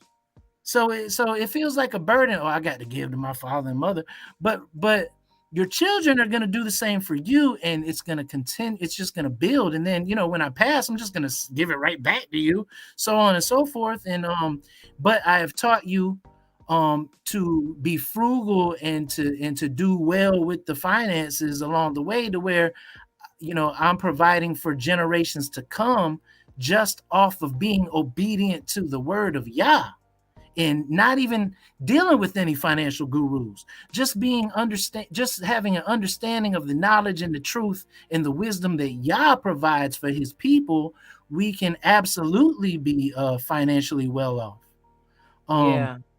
I brought up Haggai 1, talking about the month, the first, the 6th month, the first day to start building the temple. But if you go and read Haggai, it's only 2 chapters. And I'm just using this because we spoke on it earlier.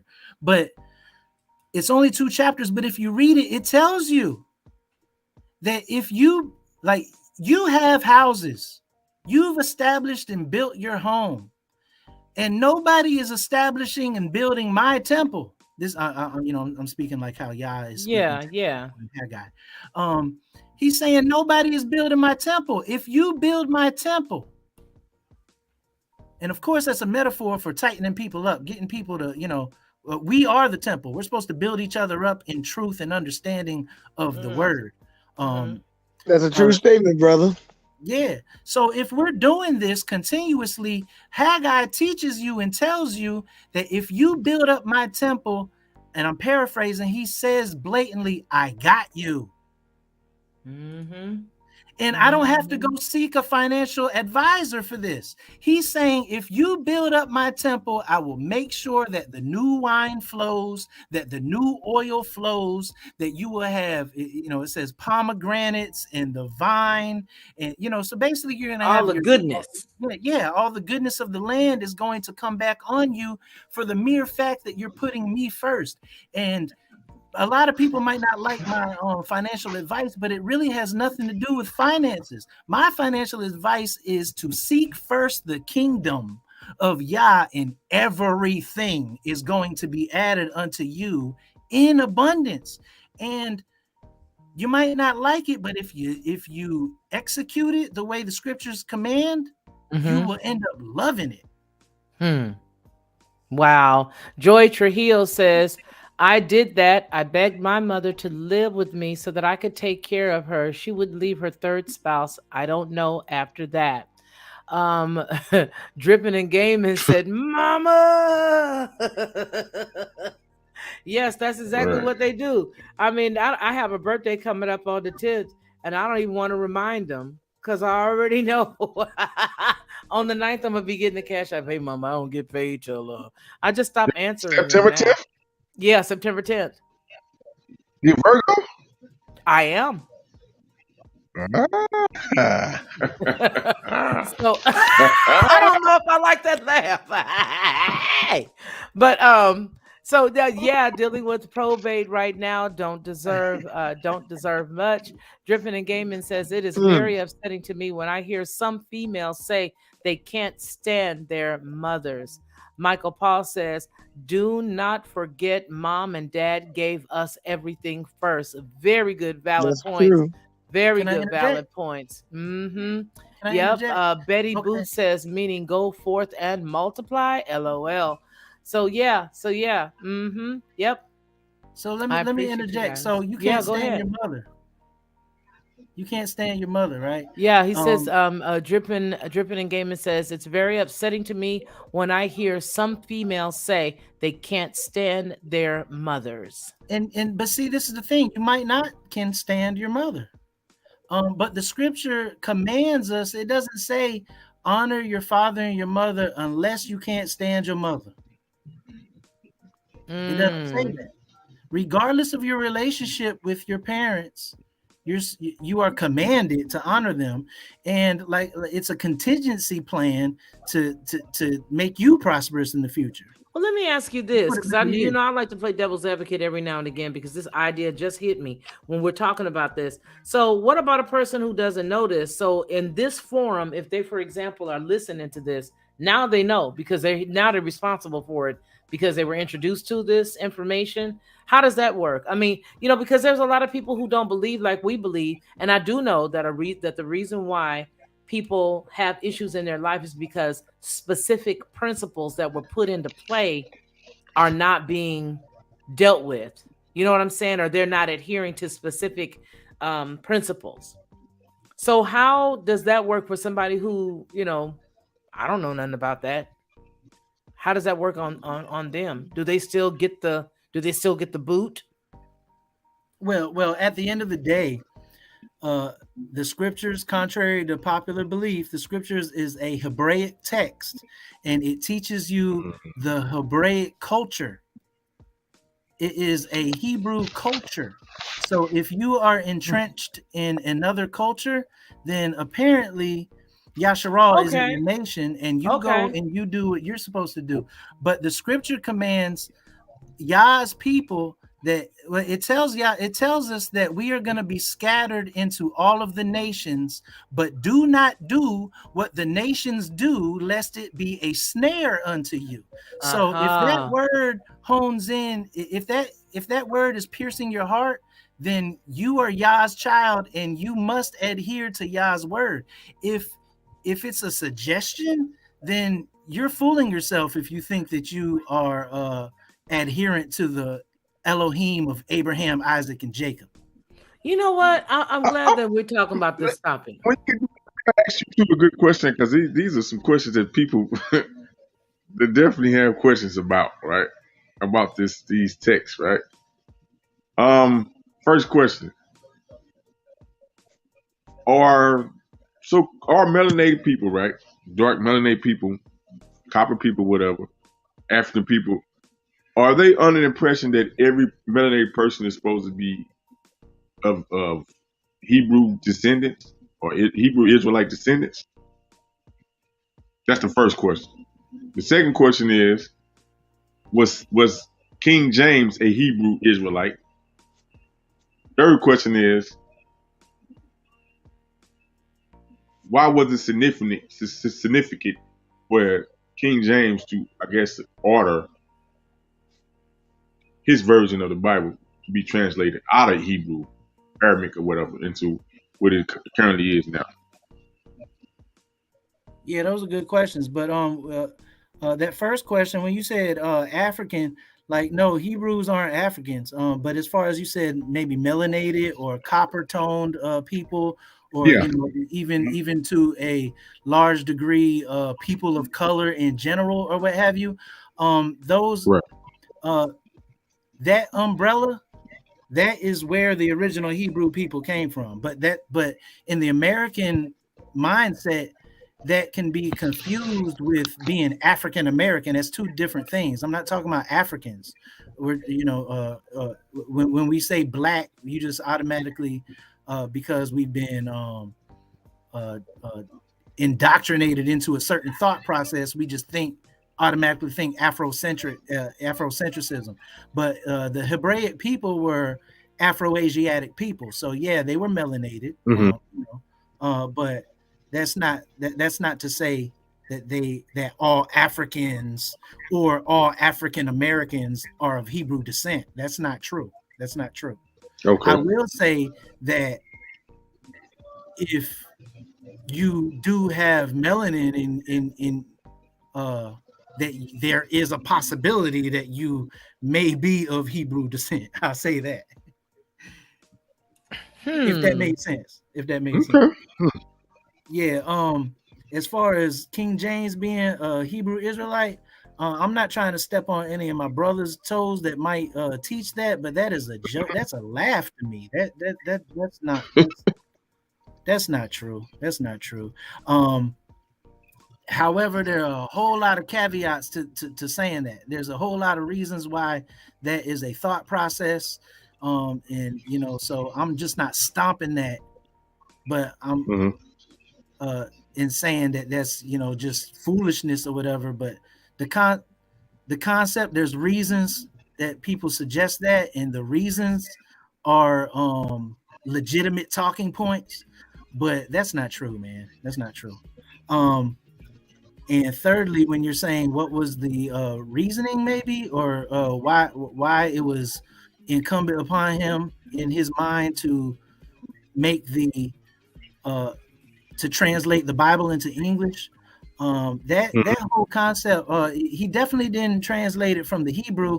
He might have had some Hebrew and some Aramaic sporadically here and there, but the majority of what was translated was from the Greek and the Latin. And so what we're dealing with in the English is a translation of a translation of a translation. So you lose a whole lot of concepts in the translation along the way. So I know that's not answering as far as why he decided to, because I can't dive into his mind of why. Right. But wasn't he commissioned to? No, he commissioned. That's what I'm saying. He commissioned the cats that did it with him. Was it 32 people, right? It was a group of 70, and the reason is also Hebraic, because they have to bite the original concepts of the Hebrew are sound concepts, and if you stray from them, you're gonna fall far away from truth. So they stick to the original concept. So when they give you this version of what they propagate, it can look like something that could be contrived as true. As close to the truth as possible, as close to the truth as possible. But it's a version and interpretation of how they want you to interpret the scriptures. And in all honesty, he was really bucking, because he became the head of the church, and not the Roman church, but he bucked on Rome as far as Roman Catholicism, and he started the Church of England. And so if he's going to be the head of the Church of England, then he needs his Anglo-Saxon church to have an English Bible. So there's a whole lot of but King James. Yeah, we're talking about King James. So there's a whole lot of politics in play as well. So he broke away from the Roman Catholic Church and became the Church of England. And let me bring up something about that. That is very interesting. I like the points y'all breaking down on here. I just wanted to say one thing, and I'm sure Felicia agree with me. Like I said, this is another topic. When people talk, people get into a frenzy, right?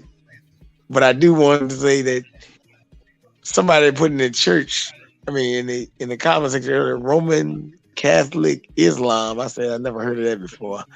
But oh yeah, that's a thing, man. But I just want to say, Felicia and Shaq and Ronnie, man, y'all have a great show. I've been up since 5 o'clock this morning. Well, go to bed. I love when he goes.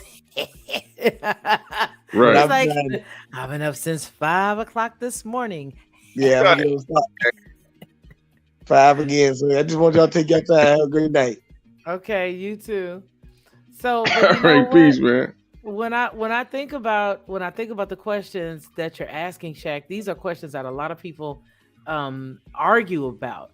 You know what I'm saying? It's like and we're giving them, and Ronnie is able to expound, and you guys are able to talk and actually get to the bottom of some stuff. I think a lot of times people just like to argue. It's like, right. But what did you get out of the fight? You got zero, got no information. You both walked away just as empty. Vanity took place, and that was it. There was another question that you asked too. What was the other question that he asked, Ronnie? Well, as far as the answers, I really can't answer those questions, because those 3 questions are 3 separate episodes of the Lockhart Perspective all together, like 2-hour episodes. Yeah, we got a lot of episodes. I'm saying like future episodes, just touching on what he brought to what Shaq brought to the table. Well, let's touch them. But what I'm saying is, like, I'm giving you an overview generalization of a quote unquote answer, just to get you moving, in a certain train of thought. Because like I'm not trying to please man, and I don't care what man teaches me anymore. The scriptures, when you read the scriptures, it really tells you that the set apart spirit is your teacher. And so you really have to find and seek out the face in the mind of Yah to get these in-depth understandings. And how do you do that? You dive into the word and you just keep on reading it, and you breathe it, you live it and you breathe it. And but these concepts that you're bringing to the table, like I said, I can't answer them in just one sentence in a one sentence answer. But I was setting you up for future content. That's what I do. Yeah, but it helps you out though. It helps you out with the thought process. Like a lot of people, they will subscribe to King James being a Hebrew Israelite, and a lot of people subscribe to King James being a black man. I don't know if you've ever heard that, but And these are talking points as well, but like the fact of the matter is like a lot of that stuff is man's agenda on the low. Is man's agenda. And all I'm trying to do is seek truth. That's it. Whatever truth is, and that's what we're bringing to the table. But yeah, that third point when you were talking about like bringing it to the English, he made himself the head of the Church of England. I'm talking about King James. Well, King Henry, as a matter of fact, his father, the people ahead of him, King Henry, invented the Church of England. And since he inherited the Church of England and he became the head of the church, he definitely needs an English reading, speaking, Bible or whatever. So that's one of the reasons why he did it. Yeah, that's that. Okay. So I think there's a lot of people who have disagreements with regards to him. Hey, Black Spring with Autumn just tipped on in here. Hey, girl.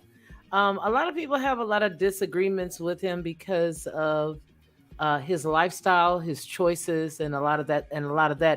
And then, I just always say that you can never pull people away from those that they associate themselves with.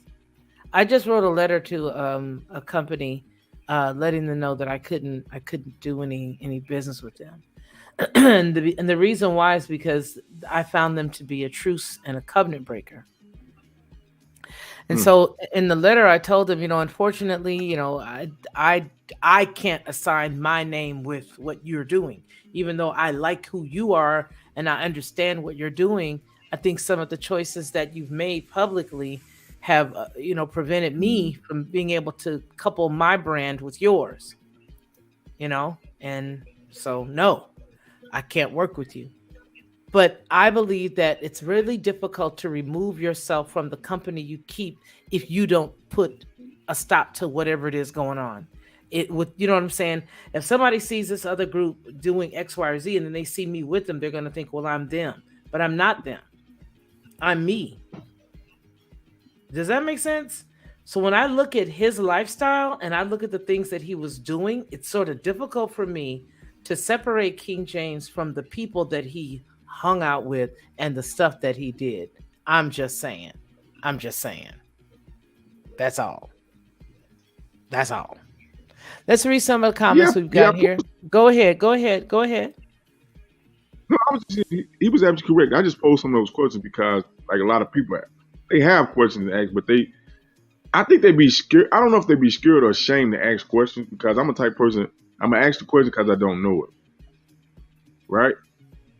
And not necessarily want to answer, but to get my brain to be able to think outside of the box. And sometimes I try to imagine myself in those times and say, okay, try to go back and put myself in those times and what it would really be like in those times in my mind. And try to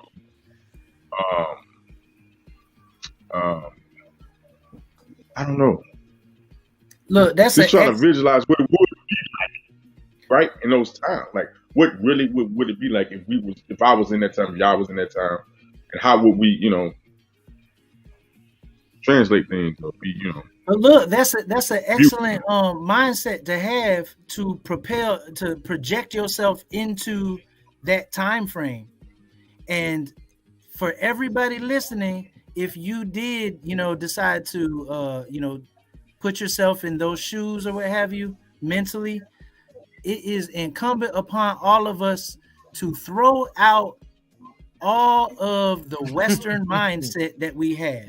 Because as soon as we go back, it's okay. So, let's just use, I don't know, King David as an example.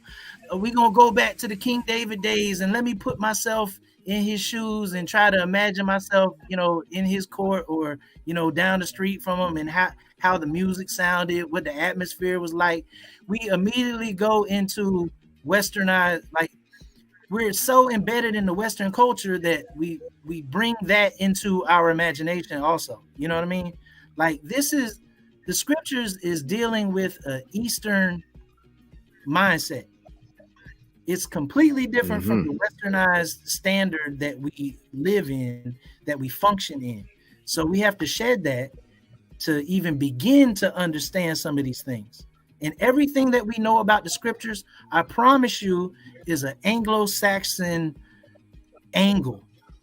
It comes from an Anglo-Saxon perspective.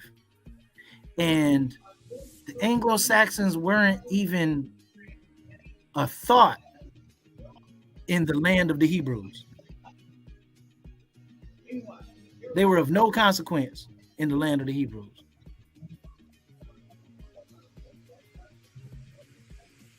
So I'm just saying, yeah, you're gonna have to take yourself out of the Western mindset to even begin to visualize yourself in any of these storylines.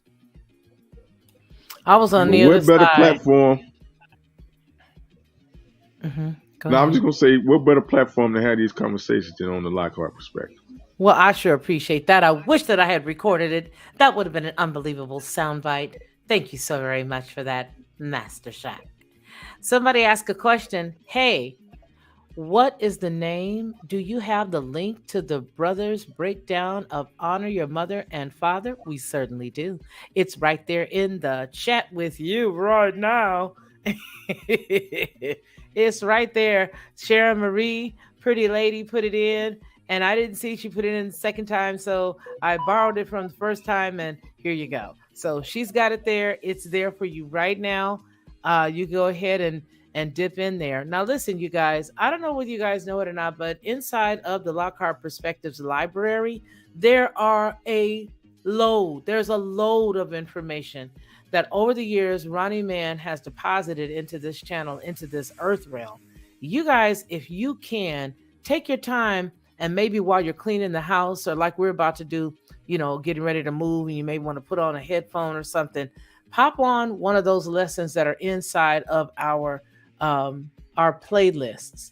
Because when I tell you that there is some good stuff in our playlists, there is some good stuff. As a matter of fact, I'm going to take you guys on a small little journey. Gonna take a sentimental journey. Yeah. Anyway, we're going to go take a look here. Here you are. So if you're looking right here, I'm going to clear out this and make sure that you guys can still hear me. All right. And I'm still there. Okay, cool beans. Let's take a quick little journey here because you guys will find that there are a lot of answers that you may have already been looking for, right? Okay, so here are our playlists right here. So in our playlist, you've got, let's see, this is August, for example. I don't want to listen to anything from August, but I do want to tell you that in August, you've got Is Marriage for White People?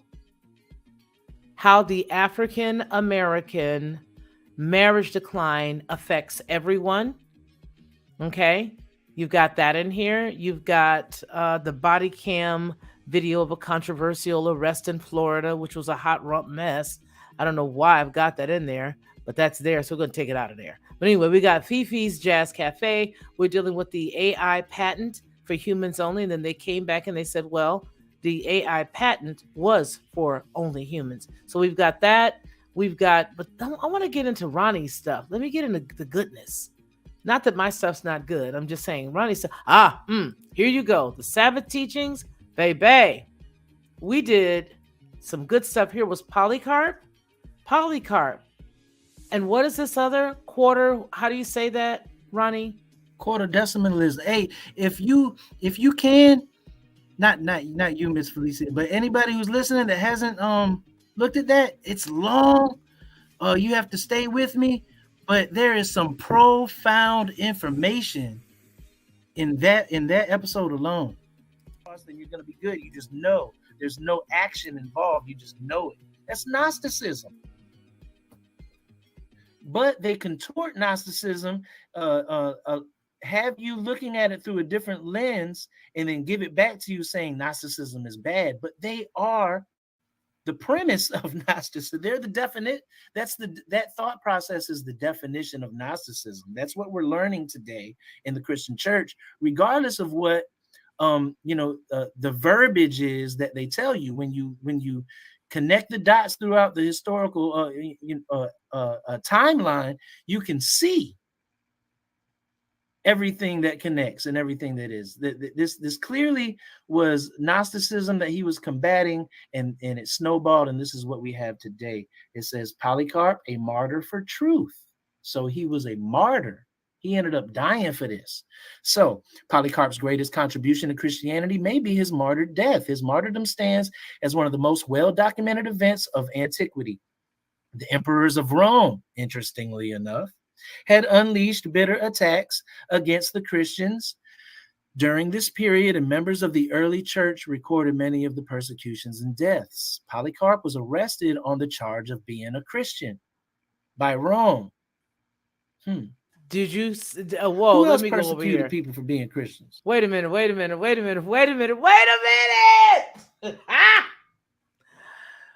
He just said Polycarp was arrested and persecuted for what, Ronnie? By who, Ronnie? For being a what? And who was he persecuted by? That's crazy. That's crazy. So how are you arrested and by Rome for being a Christian when Rome in turn like flooded the entire known world with Christianity? Like what's crazy is they killed you for being a Christian, and then they adopted it as their state religion, and then they killed you for not being a Christian. Sounds a little Mithras-y to me, but anyway. But in actuality, that's a very good study. It's a little long, but if you can follow, it's 2 hours and 40 minutes. But like a lot of people, it's a good try. Might know a lot of some of the information that I brought to the table on this particular episode, but it's how it's pieced together. It is eye-opening. It's enlightening. I think you would enjoy it. I think you would too. I think it'll be beneficial for you as well. I agree. But the part that really got me was the fact that that Rome. Listen, it's because they wilding, man. They wilding. Wilding out. Totally wilding out. Totally wilding. Listen, the deal is. And David Bruce says here, the modern Gnostic movement has been infiltrated by the enemy, as has every organization. What I believe it was Shaq may have just mentioned. I believe it was you that was talking about, either you or King BJ. And you guys, I'm going to have to get off in a minute because there's lightning out here that's going really bad now. And I have a surge protector. Let me see. Yep. But the deal is somebody just mentioned the fact that, hey, how do you have a Catholic and a Muslim and a something else church? I mean, it's a Jewish, Catholic, because we are in the day of ecumenicalism. Right now, we are dealing with multiplicities as it relates to religion. They are heading into one world religion. And the only way to do that is to take all of the religions that Catholicism has had its thumb on for many, many years, okay, which would be Islam, which is Judaism, which is Christendom, and then couple that with what is really them. And I'm going to leave that for another day. So all of those are going to be all together because you're dealing with this, ecumenical, party, as it were, of everybody getting in and having a good time, and, all these multiple parties together, because all roads lead to quote unquote God, but all roads literally do lead to Rome, because they are all one in the same. Every single religion has a touch of, and I say the major religions, and that would be the Islam, that would also be Christianity, that would also be Judaism. They all have a touch of Catholicism. I look at the beads. When I was in Islam, they're the same beads, The rosary beads. Rosary beads. They're the same exact beads in Islam, exact same beads. Okay, prayer beads, rosaries, same beads. And then you go and you look at the Romans, and then you look at the mitre hats. But then you not only look at the mitre hats, but you can also look at the what looks like a yarmulke sitting on the back of the Pope's head. Well, that's Judaism, right? And then, of course, you've now got Catholicism, which goes right into, obviously, Christendom, because we just got through pointing that out. So the question now becomes, now that everybody is, oh, I love this, I'm just Christian, or I'm just a Christian, I'm just a Christian. You keep rocking that. Keep rocking that. But I just broke down something so simplistic for you. You keep rocking Christendom, but I just told you that every single piece that the Roman Catholic Church does all meets in one place for a specific end time event. So it is necessary for all of these belief systems and all of these, because who's been wielding it all along is them. I keep talking about Mithras, and Ronnie did a very excellent show on Mithras and a few other things, and we covered up underneath the cathedrals, all the churches that they had. There was literally another church under a church, and they also showed how all of the things that were done to fool people, the same exact thing that we started tonight's story show on, how they fooled people into believing that they were no longer pagans, but now they were believers like them. But they were still pagans because up underneath their cathedrals and their churches was their whole pagan temple. These places are still alive and around today. You have been fooled. You have signed up to something that is not authentic. I submit that you simply find what is authentic.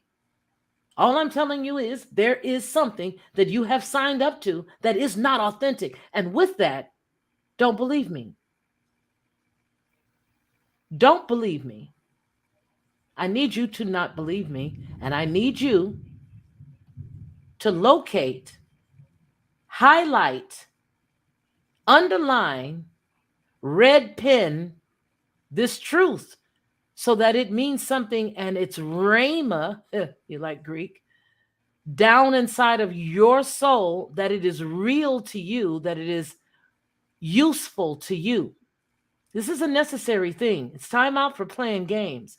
When you see a yarmulke, a set of beads, and you see all of these, you see their big old cross, you see all of the things that they have. I'm sure I'm clearing the house out. Because somebody don't like to hear the truth, and that's okay. But you know what? It's since I'm responsible, I gotta tell you, because if I don't tell you, then I'm responsible. So let me finish, and I'm gonna let you go. Okay, listen. You gonna have all of this flashing before you. You're gonna see something from Islam. You're gonna see a symbol from Christianity. You're gonna see a symbol over here from Catholicism. You're gonna see a symbol over here from Judaism. You're gonna see all of these beautiful things. They're just so beautiful. Everybody, we're all one. We're all one, all of us. Meanwhile, you got a cat changing the meaning of the Bible and putting himself and saying, he is the vicar. He is the one. He is the leader. He is this and that. All of it will lead you to Rome if you keep it up. And I always say that this stuff started beyond the garden. So if you follow Rome far enough, you gonna become shocked and amazed with what is beyond the garden. What is beyond the garden will blow your mind. I'm not going to tell you. What I'm going to tell you to do is to study. Study.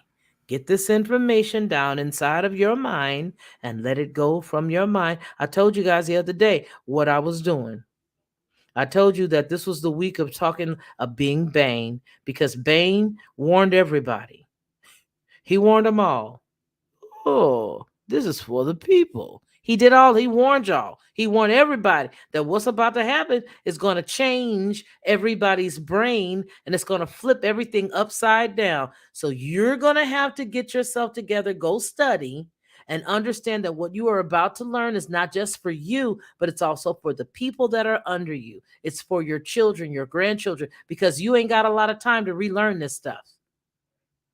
You were born at a wonderful, optimal time, but you do not have enough time for you to slip. So right now, you got to go hurry up and get caught up. You got to get caught up. You got to catch up, y'all. Catch up.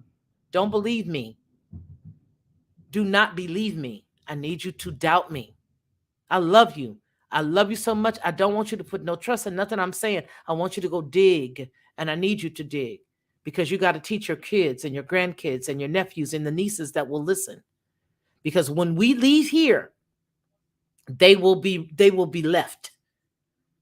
And if they do not have the faith that you took to rock what you've believed for all these years, listen, even though what we have believed for all of these years, we have now learned some of that stuff was in error.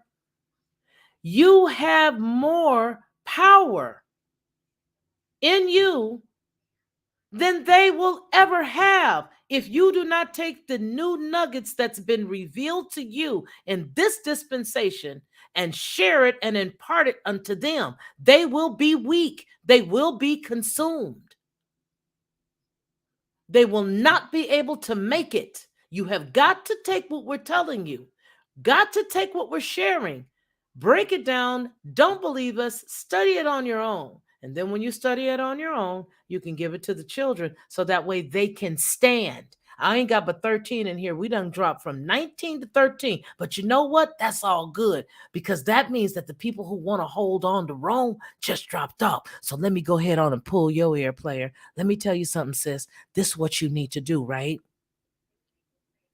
You need to study and share it with those babies, with those nieces, with those nephews, with the neighbor, whoever it is that wants to learn this truth and impart it to them, because you gonna leave here, right? And when you leave, they gonna be stuck here. But at least you had Jesus. At least this is the anomaly that is. At least you had Jesus. At least you had that dunamis power bound up inside of you based on what you understood salvation was. And you were able to push and make it through. They ain't going to have that, and you're not going to be here. Please wrap these truths around your neck. Take this wisdom, tie it about your neck. Let it lay close to your heart. Chew it, eat it, digest it, regurgitate it. Give it to them. This is nourishment to their souls. This ain't about us.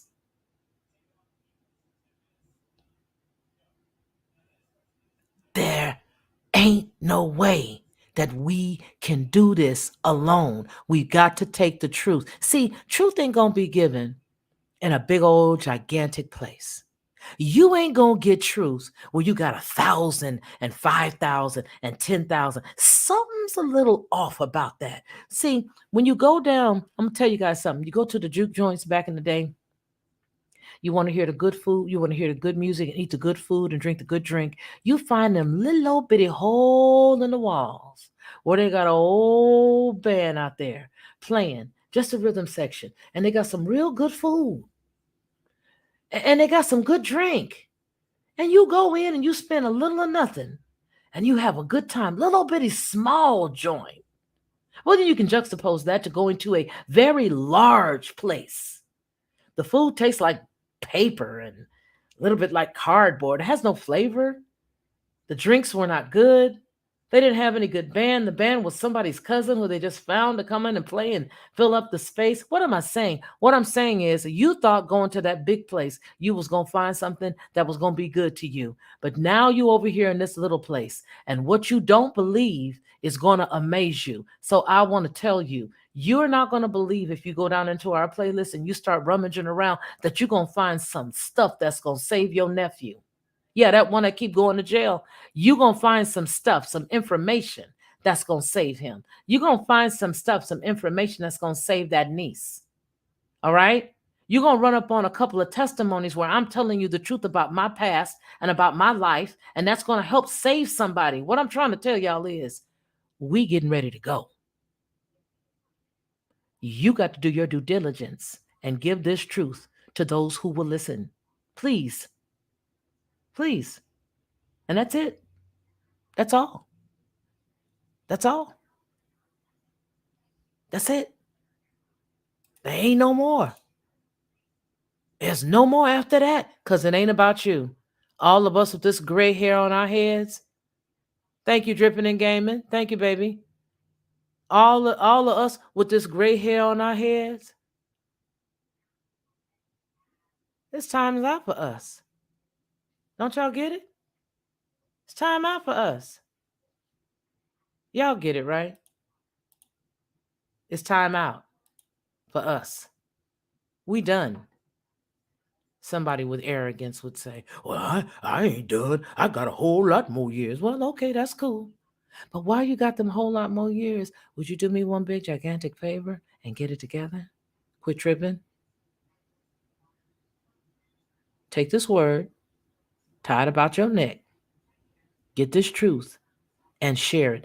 Michael Paul says he does share Jesus. I must do it more. It never ends, he says. Okay, that's what he says. All right? Okay? But what I need you guys to understand is we are living in some times right now that's about to blow your mind. What you thought you was following that was truth ain't. You thought you was following truth. It ain't.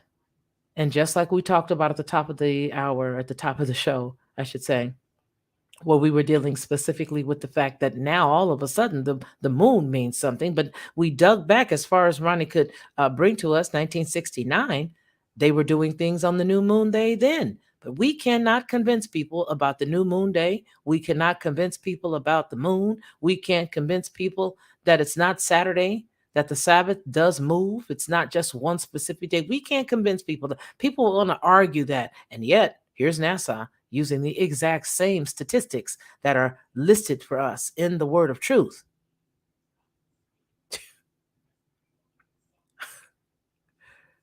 Your enemy knows your truth. Your enemy knows what's real. Your enemy's job is to withhold truth from you so that he can confine your mind, so that he can take your mind and that he can completely shroud it. That's his job. He does his gig. You just don't. We have to know what his gig is. We got to know why the things are the way they are. The way they are. The reason why is because he needs to confuse you. He needs for you to be confused. If you're not confused, if you're not listening to his lies, then there's a problem as far as he's concerned, and he'll double down to make sure that you have more confusion. You should scratch your head and wonder why he's literally using the new moon day. Why is he using the calendar the way that it's supposed to be used? Why are they moving about in such a way that it lines up with the truth? I need y'all to wake up and get it together. For those of you who hear, those of you who respond, and those of you who receive, well, there's some truth that you don't even know. And that is, you just might be a Hebrew. Those of you who get it, those of you who eat it, those of you who truly live it, those of you who truly believe it, because see, all of our bloodlines are all mingled. All of us. But you just might be. Yeah, it moves. It moves. It moves. If you go to the book of, if you go look in the luminaries there in Enoch, Ronnie, luminaries, is that the 23rd chapter? Let me pull you back up. Is that the 23rd? The luminaries, I believe that's 23, right? Let me check it. No, when you start talking about the luminaries, you're gonna end Where up is it? You're gonna end up around chapter 70. Go to like 71, 73 of the book of Enoch. Chapter 71. 73. It talks about certain aspects as well in the 20s, but if you're specifically talking about the movement of the celestial bodies, you're going to talk about 71. 71. I think it's 71. Yeah. Yep. And that's and if you know, I would love to see it. So it's the first Enoch Ethiopic parallel translations is where we're looking at right now. But I just want you guys to know that it takes some time to study some things. And sometimes we don't want to do the reading. We'd rather for somebody else to tell us. Just recently, I got a coach, and I got tired of, not necessarily understanding how the body works as it relates to losing weight, right? So I got the guy, and now I'm using my own body weight against my body to tone my body. Really an amazing thing, right? But oftentimes you don't want to know that. You just want somebody to just say, isn't it a pill? You don't want to stretch. You don't want to exercise is what I'm trying to tell you. You don't want to put in the work. You just want the Cliff Notes. You just want the microwave. Sometimes you got to put in that work. And getting into the book of Enoch, the book of Jasher, and all these other books, that's that work. But you have to couple that with other stuff. And you cannot walk into it with a European mindset. Everything that Europe did, people don't want to understand it. I'm not even going to get into it. But what I will tell you is you cannot study a Hebraic book with a European mindset, or you most certainly will end up with a Charlton Heston Masha or Moses every time. If you look at that book and any book that is a Hebraic book from a Hebraic time frame, if you take that and you go and you start looking at it from a Western mindset or European mindset, you're doomed. You're going to be right back where you are. And again, it ain't for us. It's for the ones that's going to be left here. And if you are so arrogant that you don't think that you need to study this for them, how can you look at the news and how can you look at something as benign as a commercial and see what they're putting in front of those children and not think that you need to help them? You all they have. You are it. So I encourage everybody tonight to make sure that we, study with the babies, love on them, get enough truth in us, take it baby steps. And I believe that the Ruach HaKodesh, okay, as you may say, the Holy Spirit, will actually give you, based on what you've learned, will give you opportunity to impart to those that are around you. So don't be afraid that you don't know everything. What you do know, he's going to take that and he's going to allow you to be able to deposit that and those around you, just like a little baby bird. You're going to be able to deposit in them what you can, and it will be enough for them to be sustained until you come back with more knowledge and information. So I just encourage you guys today to take your time, relax. Yah already knows. He's going to give you truth, because when you seek him, he will give you what is required for you to do your gig. He's that good. And I believe that.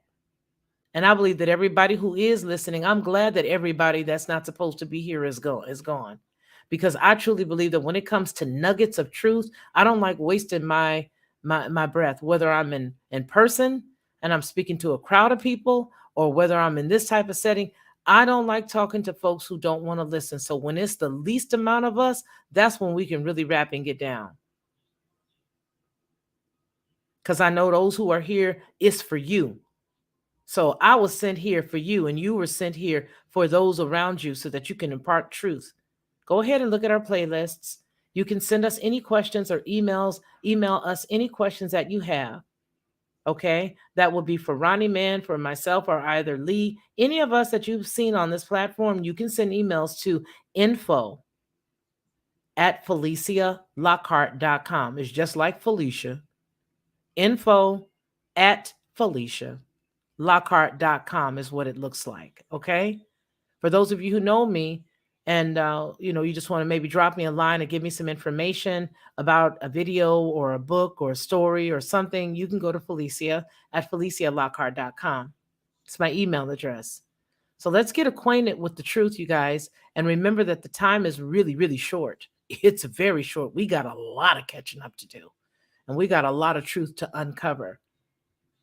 And I believe that this time is now for us to do it. I want to thank each and every one of you all for being with us for the past few hours. The time went by very fast, but we're going to pick back up and do this again, having it for many hours so that people can stop in, come in, get a little nugget and go. And I appreciate those of you who may not agree with 110% of everything that's been said, because the portion that you are allowing yourself to utilize is what you'll be able to share.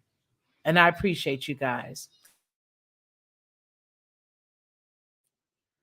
So what I want you guys to do is to remember what we always say here on any Felicia Lockhart Group publications.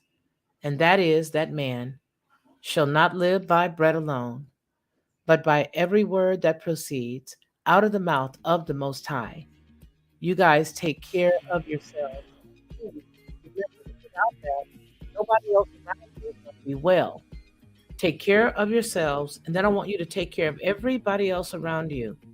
And until we see each other again, I want you to please continue to be blessed. Take care.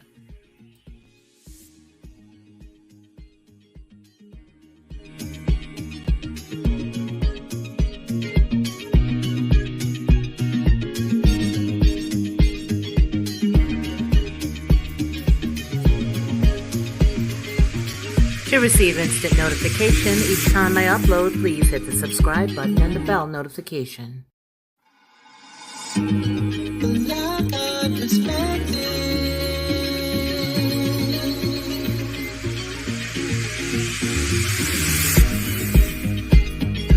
Helping